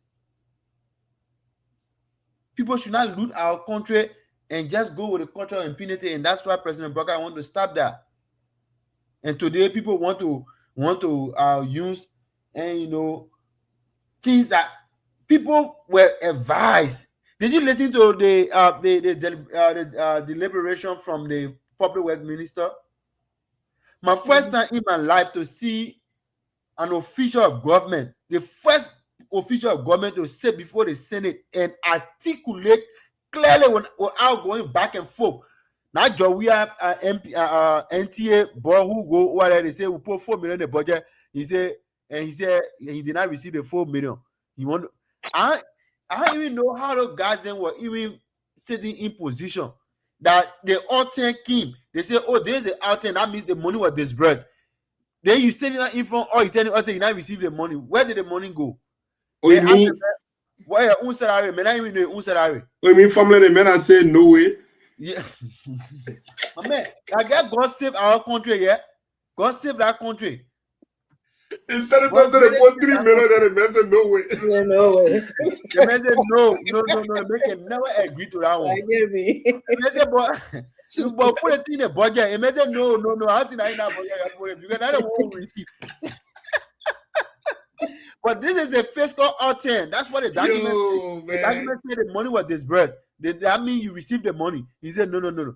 So somewhere to there, and I don't even know how, God, thank you. And the public work minister said it clearly that we must build this country. I don't care who signed this or who not signed this. Let's build this country. And the secret or the pathway to road to development in the country that road. If we not open the road, the people will not reach the place they want to reach. And today, that's why you see the autopause going on. The people angry. Opposition get angry. I don't know why they get angry. They angry so much that they can't understand anything. And now they're saying, "Oh, the yellow machine will not do nothing." The people go set up boy again for yellow machine. They will go, "Oh, that yellow machine, I'm gonna get boy." And you say maintenance. You think to maintain 285 pieces of equipment that cost the government millions of dollars. You think President Baga coming sit down here for people to go kind, get be taking it, be carrying on a farm and go be packing it somewhere? And no, set up a board, set up people who will manage the affairs of that particular machine and make sure they are used effectively and efficiently. And the public welfare minister laid out it so clear. I was so pleased, man. Look, I'm relaxed. I said, what I'm gonna running around doing all that thing. Go. I see all want to go. You know what Hannibal said to Hamika and the other people who abandoned them? Say, go. I see all want to go. Go. But if you go tell your people that you abandon your leader who led you from battle to battle, I give it to you. I mean, Hey, Yeah. man. Oh, you want Emmanuel to come in or I can? Yeah, Emmanuel's at work, so we can get out. Then you can send. Yeah, thank you. I'm at work. They just they step in the put are here with me. That's why I was going. But somebody called and said, I said, Right. make people defend themselves. So what brought you back? Yes. My man, one thing that I have and that I have to protect is my character. Everything I say on the show, if I don't know it, I don't talk about it. I'm not saying I'm perfect, but I'm trying to protect my character. That person lied on me. I never said that. I only say there's warlord and there's rebel. If somebody is under attack and they took on arm to defend themselves, they are a warlord. When somebody take arm against an elected government, then they are rebel. That was what I said. And I went ahead to say George Bullitt, who was the head of LPC. He was a warlord. Alhaji Nkrumah was a warlord. And I said the recent Prince Johnson were considered rebel because he brought the war, he and Charles they brought the war on the country. They attacked elected government. That's why they are called rebels. All the other people after the king that took on arms to defend themselves, you can't call them rebel. I didn't say they didn't commit crime. I didn't say they didn't kill people. But I'm talking about the way, the classification. That was what I was concerned about. So I did not say Crumple were not, Crumple were defending themselves. That's not what I said. So I don't think I don't want to bring on the show and say, my brother said Crumple were defending themselves. Did I ever say that on the show? So that's what I came back to say. I'm not here to defend people acts, but I'm just looking at the word that was being used on the show. That there's rebel and there's warlord. You can't call Alhaji Nkrumah rebel because he did not attack any elected government. He took arm to defend himself. It doesn't mean he didn't commit crime. That is not the point. But we're just looking at the classification. That was what I was speaking from. So you shouldn't kind of say, I said, no Crumple defend himself. Why would Crumple defend himself? And I said, 1980, I think say do administration or bar. Do not crime, eh? Yeah, do administration or bar. And by the way, I always think I will put my hands up for Emmanuel. Emmanuel is nothing like Gesem Jeru. Hands down. You say what? Emmanuel is nothing like Gesem Jeru. That's just the truth. Gesem Jeru is my buddy, but we let go ahead. Yeah. You know, the Greek philosopher Plato said, if you want to know the people, if you want to know a leader, a good leader, see the people that are around that leader. If you also too want to know the people, see who their leader is. The reason why these people do not appreciate what they have, because George Weah do not understand the history of the country.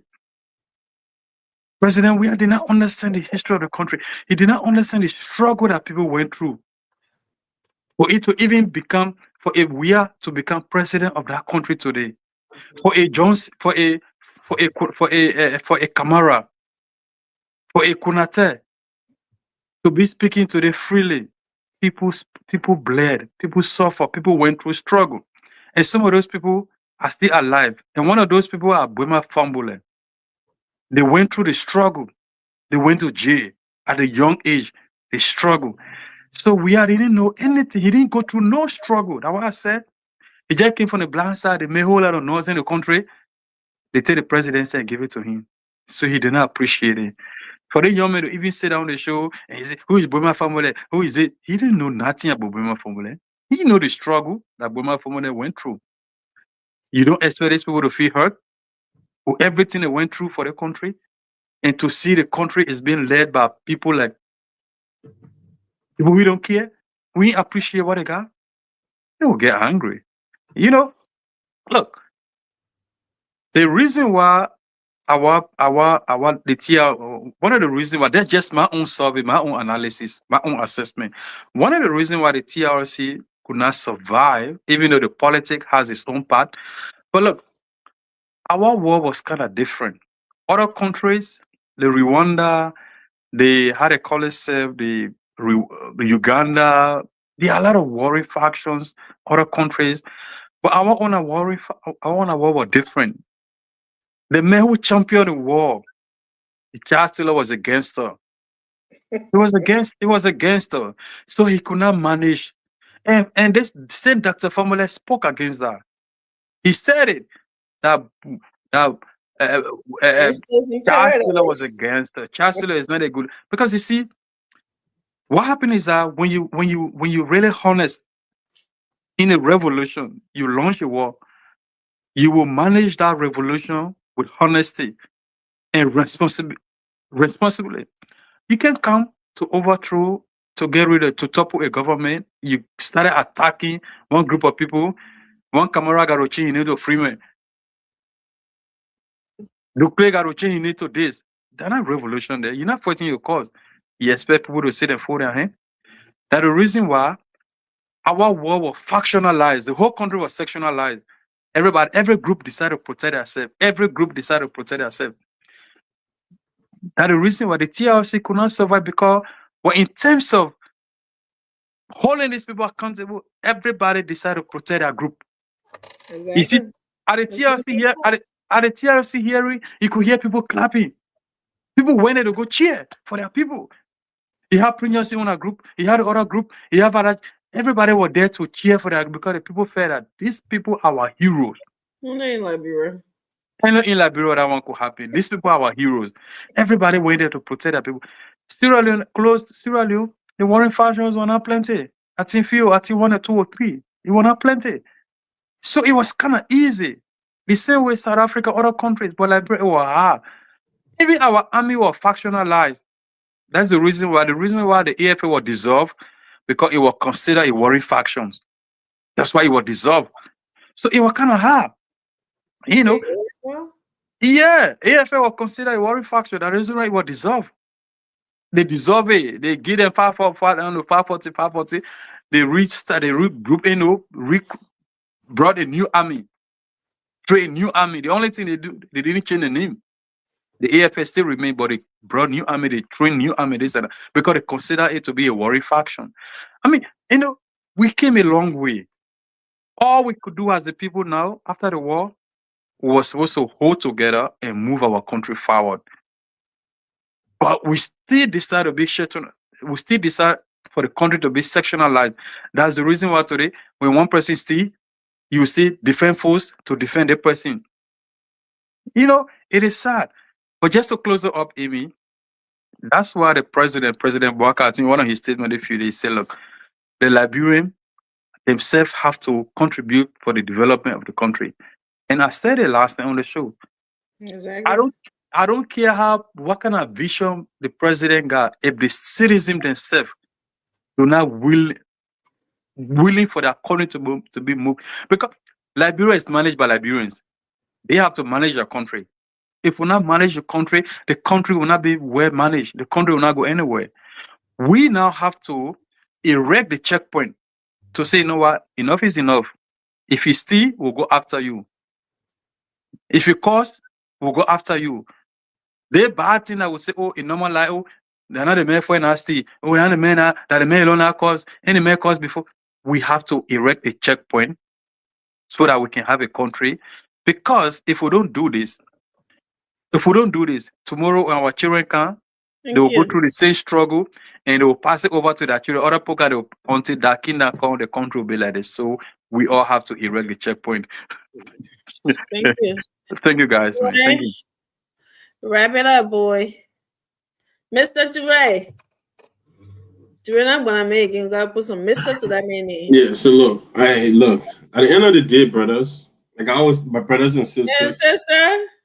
brothers and sisters in me, like I've always stated, the future of Liberia, it's for all of us to carry, right? Dr. H. Tremblay, then the minute he echoed that today a lot of time.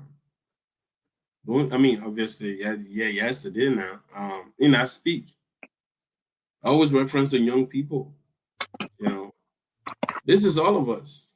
And for some of us that live in the West, we know very well no country have developed when the people responsible to developing our country cannot tolerate each other, cannot consider each other, cannot love each other.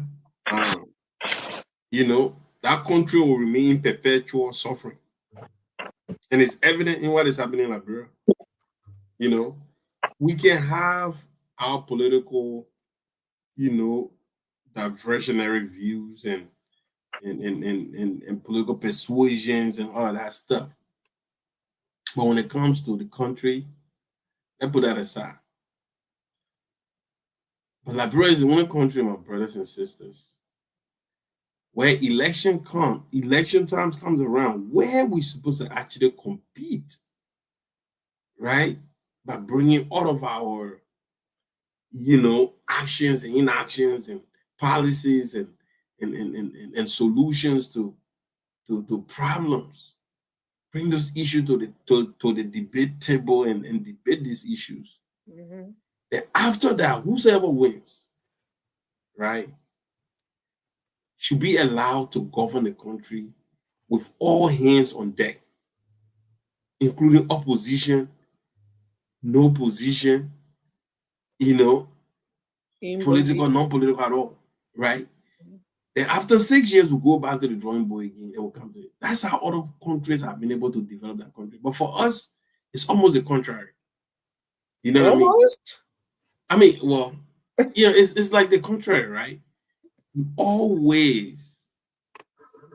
And the doctor also said too, he said, Liberia is the country where there's an element that almost like, if not definitely, but willingly and intentionally pray and hope that the status quo should never change. Never change. That's disgusting. Thereby giving an opportunity to come and rule and do the same bullshit over and over and over again.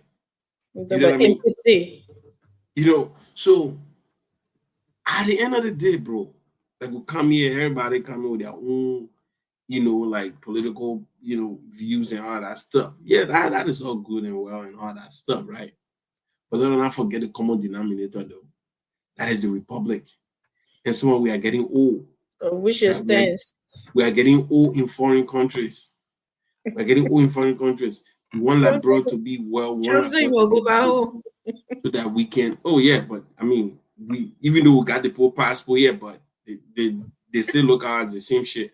So we need not to forget about our country, because nowhere like home. And for Liberia to get better, for some of us to go back and move there and retire there and try to contribute to our little villages and all that stuff in terms of the social, you know, development and all that stuff. We can all do that. You don't need doctor degree to do these things, but we need to have the country. The country has to be absolutely right. And I want to thank the current administration. They are absolutely unapologetic about development, and they are absolutely unapologetic of stepping on anybody, you know, throat to get to where they're trying to get to, including the phrase where the paper said Ghana manufacturing new land and ever again. You know, and that's the kind of mindset you need to come up with, because I'm telling you, brothers and sisters, no country have developed where people in leadership trying to appease everybody. You can do that. You cannot do that, because what that will do, it will stall development. You cannot in any way refuse to confront something today that you know in 20 years from now, you still have to come back and confront the same damn thing. Why are you doing that? You know, still be rule, you say, oh, if I be rule here, I got bulk of my voter from Clarendon. If I be rule there, they go vote for another president. Yeah. They are not ready to be a leader. You cannot hold national development for political aggrandizement. You can do that. Then you are not a leader. Leaders are people who takes pragmatic, decisions and move forward that decision, knowing that they're doing the right thing, and whatever the consequences are, they are willing to take that. That's how you enact change. That's how you bring about change, and that's how you bring about defeating the status quo. And that's the reason why some of us we voted for. I mean, at least we did not vote, but at least we supported a unity party. Especially Omer Baka, because we knew that there was absolutely no aspiration of this man being absolutely so self-serving, right? I mean, that man don't have any ambition to go build skyscraper in Dubai or try to move in Las Vegas to go spend a week where we saw President we are going to Dubai to spend almost like a month watching his son play for another country. While football is absolutely dead bottom in his country for former world best player. You know what I'm saying? But as we call that mispriority. But at the end of the day, man, Amy, it is what it is. We all need to do our part. We all need to do our part as a citizen, as a patriot, and make sure that the country progress and progress in a positive light. We can all have the political conversation. It's all good and well. Come and strengthen our like my man family always say, the men can go and just pick us on a war and take that war in our community and use it for 2-3 weeks. They come back and get another one. But this gave us the opportunity to come here too and really, put our intellectual skills, to work a little bit, and I think it's a good thing to do. And I want to say, Amy, thank you for always, hosting us, and to our viewers too, who takes time to listen to us. We want to say thank you all. Back to you, Amy. Thank you. Thank you, guys. Thank you, everyone. Yeah. So today, we had a good show, and I just want to clear this part out. When HB said that,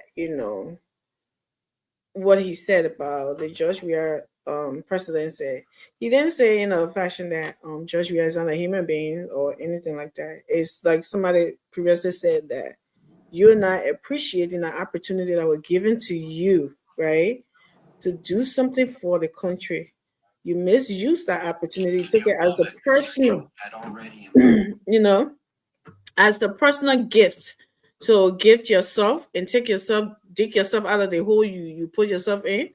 When they mismanage your resources that you honestly gain and amounts, wealth, whatever, and then you use the opportunity that the people give you to as a favor or opportunity for yourself to bring yourself back to life, probably your own life support, financially on life support, and you bring yourself back to life with that opportunity instead of you, seeing the massive who trusted you, who believed in you, and give to you what a lot of great men has suffered, for, and they did not get.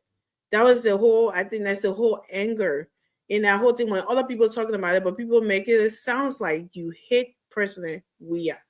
And I always tell my CDC brothers and sisters that President Weah is not your phone, it's not your land that you have the deed to, right?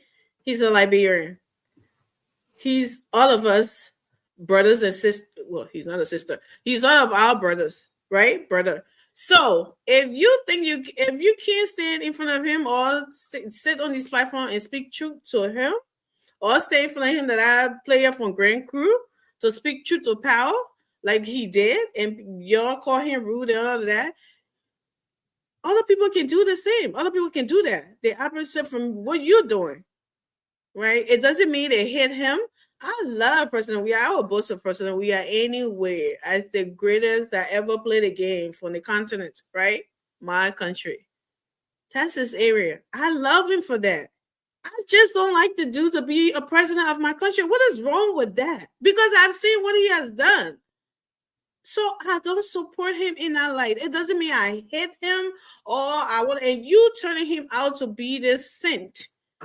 When all of us are saying what he has done, and then you want to come and rewrite the narrative, give us a Trumbo said, alternative facts, about what we all know, what happened during this region. And he said, oh, they did this, they did that, but we can't see it. It's all in your mouth and all on paper. And then we seeing what is being done now. It's ridiculous, and you're not loving your country enough. This is what this man is. Those are some of the outraged when these people come out and speaking. They are not doing it because they are better than President Weah, and as a human being. No one is better than that friend as a human being.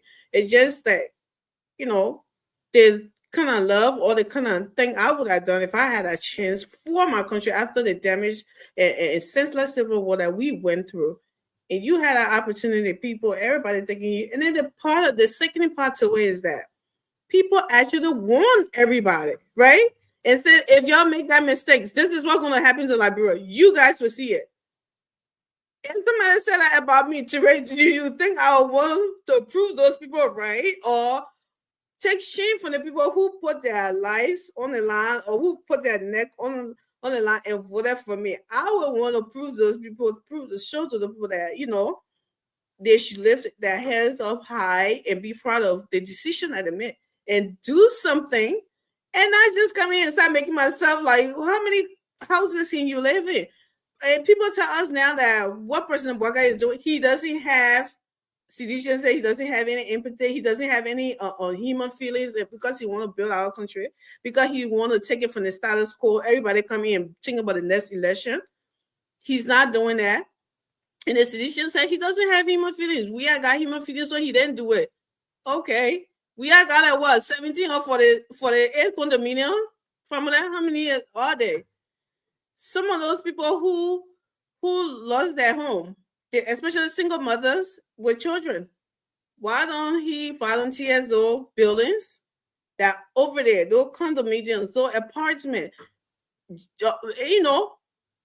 Volunteer. Show us your so-called caring nature. Show us. And let those people go in there and stay.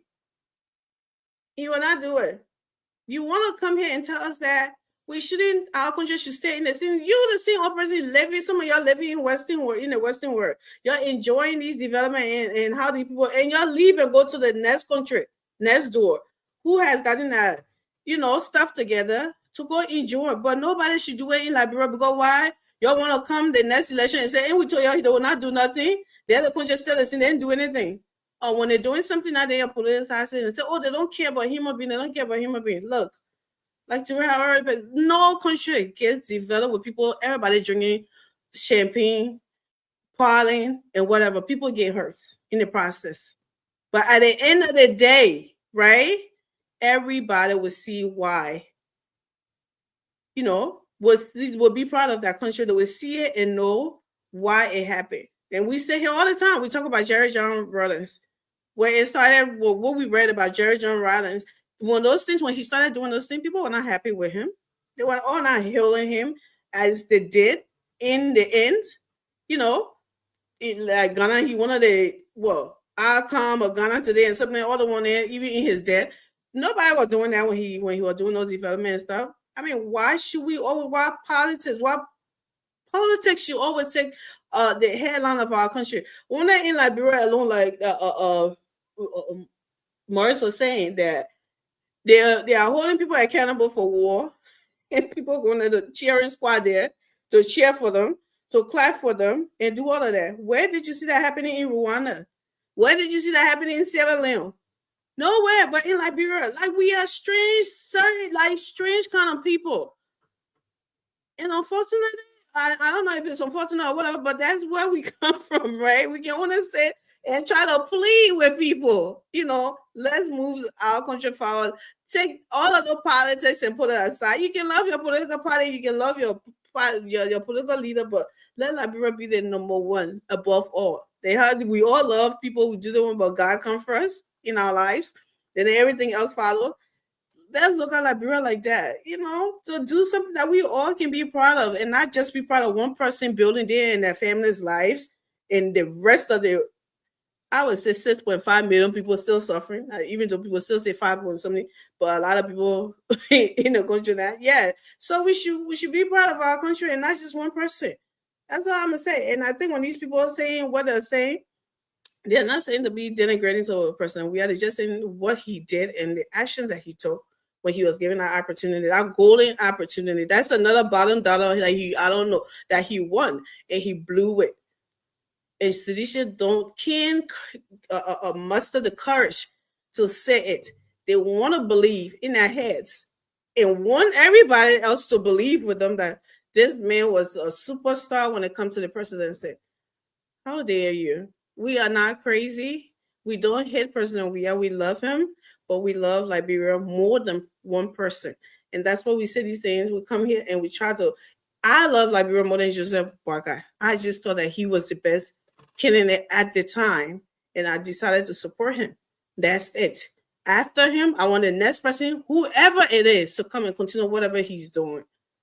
You know, to keep to get this country. We want to see Nomade. I mean, none of y'all want to see Nomade. I want to see Nomade in Liberia. I don't just want to hear about the Nomades back then, just hear about the lecture about it. All those good things they used to be talking about, I want to live it too. I want to see it. I don't want to get old in America if I go to Liberia. I want to go live in Liberia in my youthful age now. Let me not be worried about, they don't have good hospital, they don't have good rules, they don't have electricity. No, let me go to Liberia and want to say, okay, I'm coming home to do my little business and do this and do that. That's awesome. Mother said she had to fight for all of the time, not for anything else but that. And with that, I said thank you all for being here, for supporting us all the time and listening to her and coming. And George is getting annoying in the comment section. I don't know why he didn't come up here today. But thank you. And we'll see you guys willing tomorrow from that. I hope I don't have to pour. Oh, wait. You sent me the pictures, right? George is another angry guy, just passing around with bitterness. I don't even know. Just bitter for no reason. I don't know why people just bitter. And your bitterness is not going to change anything. And that particular history will never be repeated. That I found that, oh man. I don't even know. He occupied my whole brain again. I went back to read some of his literature again. Yeah. No, I always heard about him, but I don't. Like I said, I just heard him actually speak, like, you know, live. I was one of the reasons they banned the man from teaching the University of Liberia. You know, like Malcolm X, yeah? They banned the man from teaching it because they said the man was inciting the young comrades. The man was like Malcolm X. Oh, that boy understands political philosophy. That boy released an article. But who told the man say that when people leave Chicago, they're forced to leave? But my family, they struggle in that country, but the political leadership, they wanted, people say they never wanted it. But that's why the man say, that's the character of a man, is to accept defeat. Even without victory, you should accept it. Accept it and move on. And his friend did it better. The bill, you get vexed. You not accept the defeat, you get vexed, you get running all around. And look at Janako was brave today to sit down on a B platform and say, we wanted to tone the country down. You and who? That president, we are call our party headquarters. At the party headquarters, President, we are called President. We are the mayor. I say, you really funny, you. The already circle your whole area. You run away for it. You can't say, I run away down there. Look at my boy. I mean, congratulations, man. This is the that ain't congratulations, fam. Wishing ain't gonna you be sharing my whole more thing like that. healthy years together, my man. Let me make this thing work real quick. That's awesome. He said, how many years now? 5? 5 years. 5 years. Hey, man, 5 Yeah, solid years, my man. What? 5 I mean, consecutive. What I've been fucking say consecutive years. that's incredible, man. Keep, 7 years of being together, 5 years of marriage. oh, Yeah. wow. 5 down, 100 to go. I'm 5 telling down you, to go, my man. man, just remember to put a 0 behind the father and I'll celebrate that 50 years. Man, I'll be talking to old man saying that somewhere with all the late girls then saying, hey, old man, really this step up when you are single. Are you serious? I can't believe what I'm hearing. But that will never finish. Oh, I mean, man, I'm fighting that. why were we? Look, I don't know why people will run away from the reality. There's no way in their life, in my old age, people will not discuss that. Oh, when they were young, we had things. You have to discuss it. A part of life. That's why the life will reach to that point. You say, oh, the time they were single, they may really give me hard time.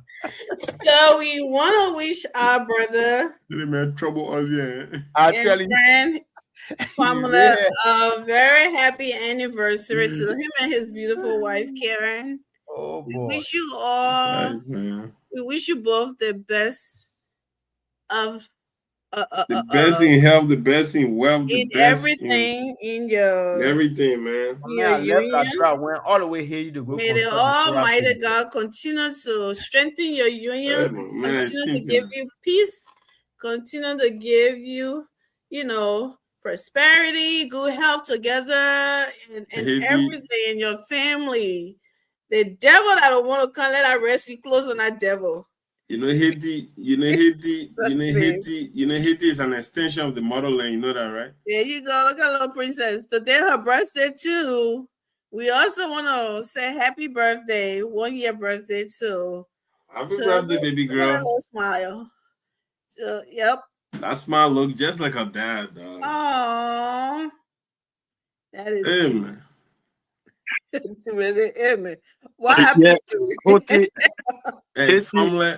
Haiti- Man, family know how to make the men know how to love. Haiti, if it is not the oldest black nation, it should be one of the oldest black nation in the world. Haiti. Haiti. It's Yeah. just, it is just, This is and it beautiful, just, y'all. it's just a sad thing about We a lot love. of people. I love love. But Look at this. it just That's looking like good. it just looking like Liberia too. I love love. Y'all celebrate it, brother. And y'all lead the Haiti. Y'all go. Terrell, you stop. Haiti just looking like Liberia too. The same way the O, nothing beyond the oldness, the age. Terrell, Yeah. celebrate it, Well, brother. yeah, I don't know. Wish my brother happy anniversary and Oh, obviously okay. happy birthday to the young one. Wish her long life, long healthy years to come. Absolutely. And she live to be a blessing to her parents as well as her parent being a blessing to her. Amen. And as my brother and his beloved wife celebrate that anniversary, 5th year anniversary, I wish them, longevity. Wish them years of healthy conversation, healthy,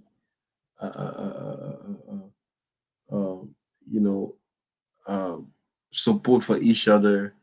And just, because at the end of the day, man, once you find somebody that you love, this life, man, I'm telling you, That's it. just do what you gotta do, man. That's why in the church, the book can say for better and for worse. I mean, I stole the whole picture here. She stole it, even though she in the background. They try to put her in the background. She stole the whole picture. Yeah, she made did. the whole picture beautiful. That beautiful eyes of hers. She is you know so what I mean? alert, like looking like what we doing. She took part of her mom, part of her dad. Yeah, she gonna share them. It's like it's like the mixture of both her parents. And that is so real, man. That is organic, that is authentic. My man always got his signature look with that glasses and that wide smile. Looking at Bob Gray. You know what I'm saying? Troublemaker, my man. Yeah. Rescue trouble. Well, Trouble Mayfield. well, to the little girl. It's not Mars, go ahead. Yeah, to the little girl, happy birthday, princess. Wish you all the best. Daddy heartbeat. And I just hope that you get all the support from daddy and mommy, and you also be that good child that will come up Amen. and do way better than daddy and mommy. You know, as we all wish for our children to do way better than us. And, you know, the couples, The lovebirds. yeah, the love guys. I just want to say 5 years is, it's not anything. Where is that chicken change? Yeah, 5 years is not. You know, yeah, we've been eating for almost 50 years now. So, and I just want the newlywed men to learn from this, too. Mr. Toure. Yeah, brother Toure. I want brother Toure to learn from this, because you see, marriage is not like clothes. You know, when the clothes get dirty, you take it or you wash it. Oh no. When the clothes get old, you take it or you buy a new one, you put it. No, marriage are not clothes. Marriage is like your skin. It get on you. You can't take it off. Well, some of the clothes ain't gotta be taken off. Yeah, when you consider marriage to be your skin, then that marriage will last for long. Because when the skin get dirty and you get it, but that skin still there. So yeah, I just want to commend the brother. 5 years, keep going, bro. You like you said, 50 years, you will reach there. Almost there. But you got a long way. There are a lot of hurdles on the way. So get ready to not to listen to all the barking and stuff like that. Just keep moving. You know, you will get there. I wish you all the best, my brother. Hey man, happy anniversary to you guys. Love you, Bo. Karen sounds like a Liberian woman now, y'all. Y'all know. Once you go Liberian, you can never go back. So thank you guys. And Moses already said, just keep on. Man, we're taking it slowly. We're making we're making marriage understandable. I told my wife, I tell you, you don't understand the marriage, or the marriage will understand you. That's it. If we get to you come and be running all around here, who call you? Who you know she married a Socrates, the Proverbs man. I got many things going on. I got networks. Many things going on. My network strong. Oh, absolutely, oh boy. But look, I'm happy. Look, I'm happy that I met this woman, and from two different backgrounds, but we managed to just merge together, and I'm at peace. And that's what I said. My uncle asked me one question. When I got married to my wife, he asked me one question. He said, "Do you want to be right or do you want to be happy?" Hey, that's a wise thing. That was a hypothetical question. I couldn't rush to answer that question, so I get leaned back a little bit. I said, happy and right. Which one is more important? I told him, I said, oh boy, I want to be happy. He said, you better be happy. Because if you go say you won't be right in our house, that marriage will never hold. The women are always right. So we are like customers. So just take your happiness, because if you're right supersede the marriage, and that means you're not even sleeping in that bedroom, you're not sleeping inside. Because when a woman say go sleep on the couch, you're not doing that. Police will come pull you outside. You go understand yourself. So I'm happy. I get everything to God. He's been ordering our steps, We've been going 5 years now. We're going. I know many more years to come. Amen. Growing. Every time now, my wedding now, my anniversary will be shared with Mila now. There's no way now we'll celebrate that day without Mila showing her face. It's always almost up on your anniversary. That was kind of that was deliberate. I know. Because the way that girl was stretching her arm and her leg coming all out there, I said they get a problem here too. Amy, end the show, please. We gotta play your Corona. She said, "Oh no, this party is not going on without I'm me." telling you that coming out particular here day, the today. guest she must. But thank you guys for being here today. All right, Thank man. you all. Thank you everyone to our viewers. fam, my Continue to share man. the show, please, and continue to I mean, if I always, see you next time, you if I know. see you next time, I'll give you an anniversary gift. That means when he Alright. comes tomorrow. Yep. All right, So, Patella good boy. night, Yeah. I y'all. think I didn't have a trip in Atlanta this summer though, but let's see what happened. Yeah, my man. Let's Atlanta, see what happened. man, I also want to dedicate Alright. my stuff to the early former traditional leader Zanzan Kawa. Oh yeah, y'all saw Yeah. that yesterday. Like he's not Yeah. feeling well. That is Yeah. a sad thing, but I You just guys don't should pray understand why for people are trying to Zanzan. politicize that whole Yeah, thing. because I Malula know. foolish man. Malula It's confused just guy. ridiculous, man. I don't know how people go and take people's sorrowful situation like that and Yeah, people. blow it off. You Go don't How do do many that. people you know, the people, they just feel like they have monopoly over history, or they just feel like they have monopoly over facts, or they have monopoly over reality. You guys were just in power. We're not referencing we're not saying 1978 when CDC were in power or Joe were in power in 1974. Bro, you guys were just in power in a social media where information was so accessible and so readily available for people to see. We saw through all of your BSs. They want to rewrite the narrative. Now you want to come and rerun that, bro? Come on, man. You guys are so And I uncivilized. blame over Molume. I blame the family of that puppy. Yeah, don't be taking your sad situation. Dana Molu, I blame that Omega family. He got a wife, he got children. The Omega family, but you know, the man was lawmaker from what I heard for 12 years. Lawmaker. And then he been working on that traditional council for the whole early time for 12 years. Then he came to Joy Wiatan 6 years. Somebody say, why the man not going to Zobo? He going to the hospital. Oh yeah, the man go to the hospital. Who that is Zola in the hospital? As soon as the man came to Joy, he started drinking, and the man started having iPhone, wash, the man started on air condition. He started drinking all the juices. He started growing all the sugar enter his body now. Boom.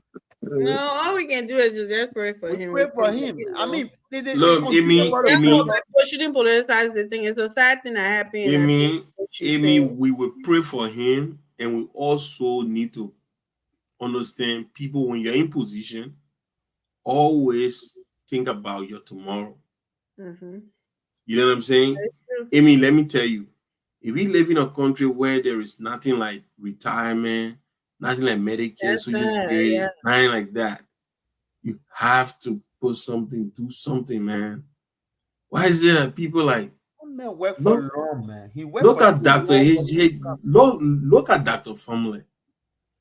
You know what I mean? Look at the puppy. Look at how clean, decent looking he is. You know what I mean? And for a man who have not been in government, you know, for a very long time, but look at him. Look so well off. I mean, I think I made Doro in the parliament in UK. But you see, but look though. Yeah, but Morris, you gotta plan your life. You know? We can say a lot about people that were in government for a prolonged time. You go and see them today, see their conditions. They're just there instead of them having savings and taking care of that tomorrow that you wish that. They're just there, kind of, you know, servicing. Even call it here, he got traumatized. The man get old. I don't even know he confused now. I'm serious that something good that to wear, bro. Yeah, you know, instead of you saving for your tomorrow, you then lavishing this money, not giving it to your family. You go there, 10 girlfriends, 10,000 Amy, craziness. And look at when you end up to that place, no one is there for you. When Dillon said all that thing about the puppy, right? He said the man had Apple Watch. Yeah. Yeah. Never scared nobody. You know, nobody scared about it. So the man had all the thing, right? They may have iPhone, all that stuff. Get Rolex watch. And when the man say, I told Joey about one pickup for the, he said Joey did not hesitate. That good English, eh? Then he tell him like good English, eh? So that's just iconic first right there in Liberia. So Yeah. I mean, look, I'm not trying to make light Yeah. out of the old man situation. No, we're not. I felt But bad. these yesterday when I stories, saw him. these They stories didn't are even so. recognize him. These stories are not just you know, these are not isolated cases. No. You know what I mean? We see people from the top echelon of political position in our country come all the way to the lowest. And of it's not low. just political. You know what I'm saying? Right? A People need lot to of people learn have they need to learn when to they from right. that. So I would hate why Muhammad Maulud, and you consider yourself to be a political, you know, or figure in a country. Then you're going to do video like that. Eh? You see, you can't call a man, your party chairman for you can't call Joe Yarden, or you consider yourself a person of influence in our country. Yeah. You can't put that man in better position. He attacked the first referral hospital in the whole country. So you know, all those doctors who went to school that food in there to go learn. And that man who you say that the man who you talking about say malpractice, they cut the man's leg. They tell you they can grab somebody and cut that leg. Does that even make sense? Who just going to grab somebody and cut that leg? How did he even sign a consent form? Do you know the medical rudimentary? You know the processes that are involved. They tell you they can grab somebody and go cut that leg. When they may have ulcer on your feet that is not healing, and the ulcer can get infected and can get sepsis, they can go to the blood The rest of it, yeah. and spread all over.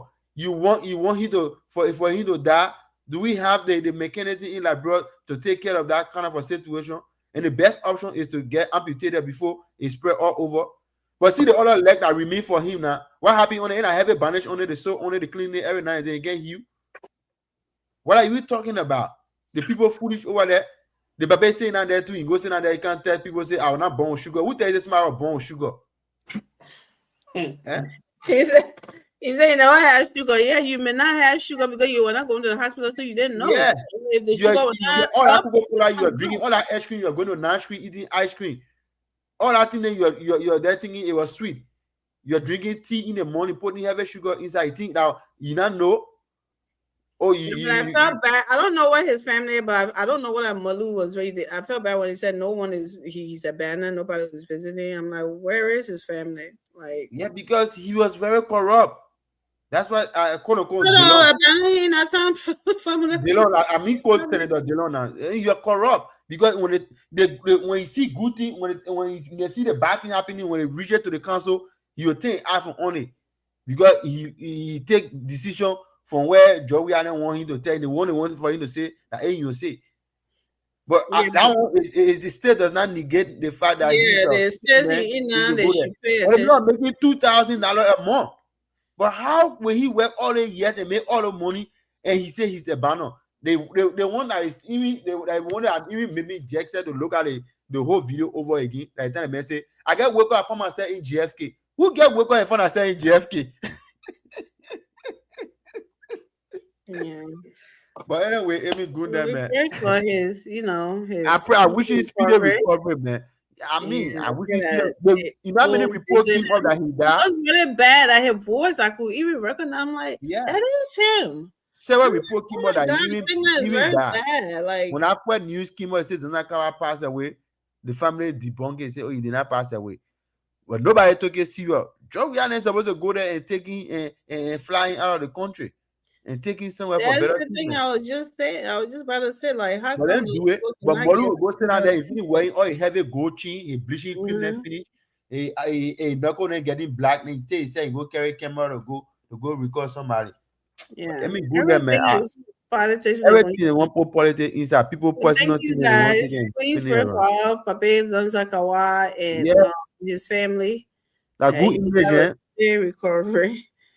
Zina, yo. We'll see you guys tomorrow. Thank you.